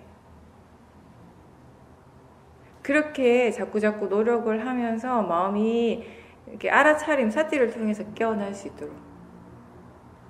정말 잠들기 전에 마음이 지혜 힘이 강하면 일어날 때 수행하거든요. 그게 이제 나한테 좋으려고, 나한테 이게 정말 좋으니까 하는 탐심으로서 수행을 하니까 이게 차이가 있는 거죠. 그거예요. 지혜와 탐심의 차이. 그렇게 하시면 돼요. 계속 이 얘기 여러 번 한 것 같은데 잠에서 깨어나는 게 우리가 눈을 딱 뜨니까 깨어나는 건 아니거든요. 그죠? 아침에 눈 뜨기 전에 의식이 조금씩 깨어나, 마음이 조금씩 깨어나요. 서서히 깨어나요. 그래서 왜 어렴풋이 어떤 소리가 들리기도 하고 그러잖아요. 그러니까 이게 꿈인지 생시인지 구분이 안 되는 어떤 이미지들이 막 지나가기도 하고 막 뒤섞여 있죠. 그런 상황들이 마음이 깨어나기 시작하는 상황인데 최대한 그런 과정에서 최대한 사태를 빨리 두려고 노력을 하는 거죠. 지금 알아차리고 있는가, 지금 사태하고 있는가 이렇게 질문하면서.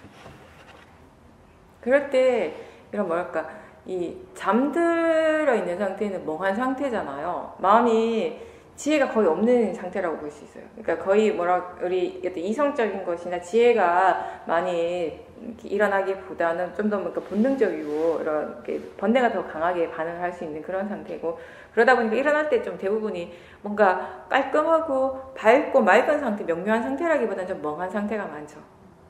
근데 그럴 때 질문을 하면서 사티하면서 깨어나면 바로 마음의 상태, 마음의 질이 확 달라지거든요. 그런 것들을 마음이 스스로 체험을 하면 자꾸자꾸 그런 체험들을 하게 되면 이게 정말 나한테 이익이 되는구나를 또 알게 되는, 그게 이제 탐심이 아니라 지혜로서 어떤 것이 나에게 도움이 된다라는 걸 알 때 자연스럽게 그 사티하는 타이밍이 점점 빨라지는 거죠. 나중에는 내가 사티 하려고 애를 써서 하는 것이 아니라 마음이 그냥 항상 이렇게 깨어나는 순간 뭔가 자면서 뭔가 이렇게 조금씩 일어나는 그 과정에서 사티가 항상 있게 되는 것이거든요.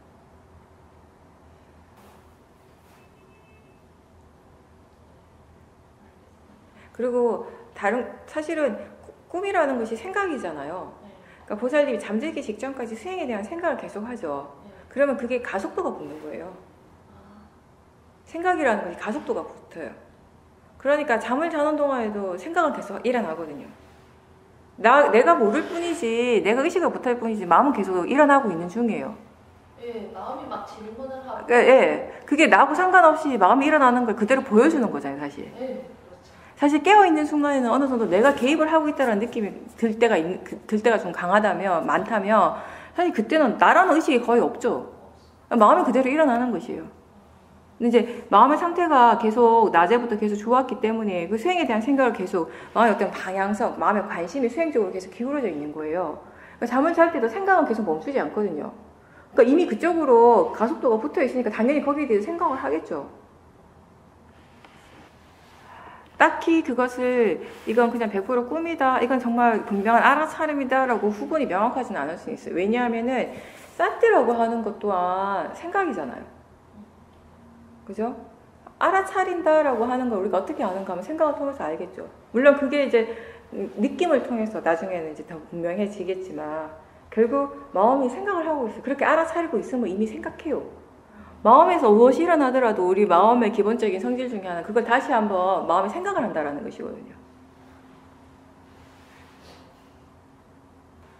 그러니까 이게 제가 말하고 싶은 건 뭐냐면 정말 마음의 질이 엄청나게 좋아서 가속도가 붙어서 잠시도 쉬지 않고 수행을 한다, 이런 단계는 아니에요.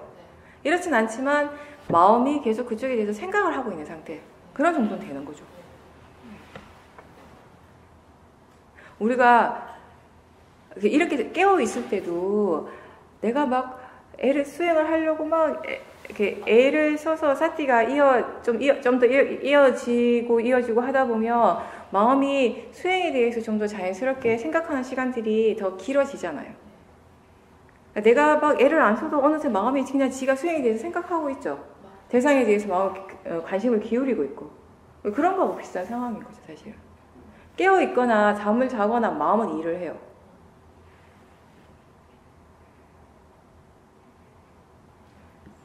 네.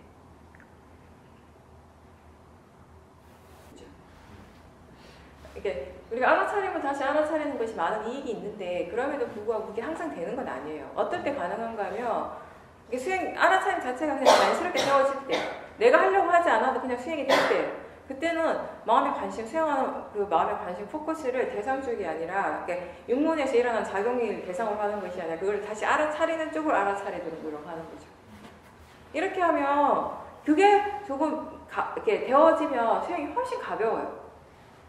우리가 아무래도 일어나는 작용 쪽에 대상을 두게 되면 거기에는 좀 관념적 의미를 이미 내포하고 있잖아요. 그때는 마음의 질이 좋을 때는 괜찮지만 마음의 질이라는 게 항상 변하니까 마음의 질이 조금 떨어지면 자꾸 관념적이 붙어버리거든요. 근데 붙어도 잘 몰라요, 처음에는. 그리고 어떤 대상의 어떤 의미에 자꾸 빠지게 될 경우도 막 같은 내용, 같은 말이긴 한데 결과적으로는. 근데 이 알아차림 자체를 그냥 알아차림을 할 때 여기는 이거 자체가 그냥 이미 마라마타, 실제죠. 이걸 계속 대상으로 함으로 해서 그리고 알아차림이 없을 때, 또는 알아차림 힘이 약할 때, 또는 알아차림 힘이 좋을 때 어째서 그런가에 대해서 이해하기도 훨씬 좋죠. 왜냐하면 왜 그런가 하는 그런 조건들이 결국 대상에서가 아니라 수행하는 마음에서 일어나는 것들이기 때문에 대상 쪽을 계속 알아차림할 때 마음의 질이 좋으면서 많은 것들 알아차림하다 보면 약간 그게 번다하게 느껴질 수 있죠. 수행하는 마음이 약간 바쁘게 느껴질 수도 있고, 그죠? 근데 알아차림 자체를 대상으로 할 때는 그냥 거기는 알아차림 성질만 있을 뿐이거든요. 그러니까 하나의 마음을 보는 것은 아니에요. 따라서 집중은 아니죠. 알아차리는 마음이 단지 하나의 마음이고 그 하나의 마음이 모든 대상을 안다면 이건 집중이겠죠. 그렇지만 절대 집중이 아닌 것이 알미라고 하는 성질로선 하나지만 계속 새로운 마음이 일어나고 있어요. 대상이 새롭다라고 하는 건 이미 마음이 아는 마음이 새롭게 일어나고 있는 것이거든요. 따라서 그 새로운 마음을 계속 알아차림한다라는 건 계속 실제로 알아차리는 것이지 그러니까 집중하고 있는 상태는 아닌 것이거든요. 그 대신에 그 아는 성질로서는 계속 하나인 거죠. 그래서 어떤 마음이 어떤 하나의 방향성으로 모이는 건 있어요. 그러므로 해서 우리가 어떤 이익을 얻는가 하면은 자연스럽게 여기에서 깊은 사마디가 생겨요. 사실은. 그러니까 관념적인 것을 딱 정해놓고 거기에 막 집중해서 오는 사마디는 아니지만 하나의 성질에서 모이기 때문에 거기서 오는 사마디가 있는 거죠, 사실. 그렇지만 이게 관념을 대상으로 하는 것이 아니기 때문에 집중하는 사마디는 절대 아닌 거죠. 실제를 대상으로 하지만 그것이 그냥 단지 대상임을 분명하게 알고 보고 이것이 그냥 마음이고 자연적 이치라는 것을 분명하게 이해하고 보고 있기 때문에 지혜로서 일어나는 사마디예요. 우리에게서 다른 사마디는 뭐냐면 지혜가 있어서 지혜로서 일어나는 사마디, 이해했기 때문에 마음의 고요함, 마음이 더 이상 이렇게 어떤 대상에 대해서든지 반응하지 않는 상태가 되는 겁니다. 그러니까 사마디라고 하는 것이 두 가지를 통해서 일어날 수 있어요. 집중을 통해서 일어날 수 있고 지혜를 통해서 일어날 수 있고, 우리가 추구하는 사마디는 지혜를 통해서 일어나는 사마디가 되는 것이에요. 그냥 아는 마음을 계속 대상으로 본다는 건 지혜가 없으면 불가능하거든요. 조금 적절한 표현인지 모르겠는데 좀 건성으로 알아차린다는 맞습니다. 예, 그렇게 하시는 게 맞아요. 그거 왜 그런가 하면 처음 수행하실 때하고 비교했을 때 처음에 수행을 할 때는 내가 하는 수행이었거든요. 내가 굉장히 노력을 하는 수행이었고 지금은 내가 하지 않아도 수행을 하니까 내가 하는 측면에서 볼 때는 건성인 거예요. 그러니까 그런 느낌인 거죠. 대충 해도 마음이 알아서 하는 거죠. 맞습니다. 없어지는 걸 아는 순간 다시 노력하고 없어진 걸 아는 순간 다시 노력하고 계속 반복하는 거 말고는 없어요. 수많은 반복을 통해서 조금씩 마음에 힘이 생기는 것입니다. 단순하지만 반복하셔야 돼요. 네. 질문을 좀 더 많이 하고 본인이 무엇을 할 때 항상 지금 알아차리고 있는지, 쌀띠하고 있는지, 수행하고 있는지 이런 질문 그냥 많이 하세요. 다른 것보다는. 네. 집중을 많이 하고 단 10분, 20분이라 하더라도 이게 좀 시간을 내서 자선을 좀 해보십시오. 애들 이제 학교 가고 유치원 가고 난 다음에 혼자 있을 때 잠깐이라도 그 시간에 자선을 좀 해보세요.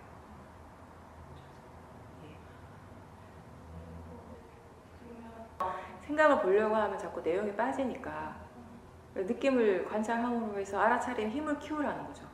그렇게 해서 알아차림의 힘이 충분해지면 그때는 대상을 바꾸시면 돼요. 생각을 알아차림해도 되고 아니면 그때 화가 난다면 화의 마음을 대상으로 해도 되고 그렇게 해도 또 안 되면 내용이 자꾸 빠지고 화가 자꾸 커지면 다시 느낌으로 오고 수행하는 방법을 얘기를 하는 것이에요. 그렇게 해서 알아차리는 마음의 그 힘을 키우면서 수행을 계속 유지시킬 수 있도록 하는 방법을 얘기를 하는 거죠. 어떤 식으로 마음을 어떤 식으로 개발해야 될까 그렇게. 예, 마치겠습니다.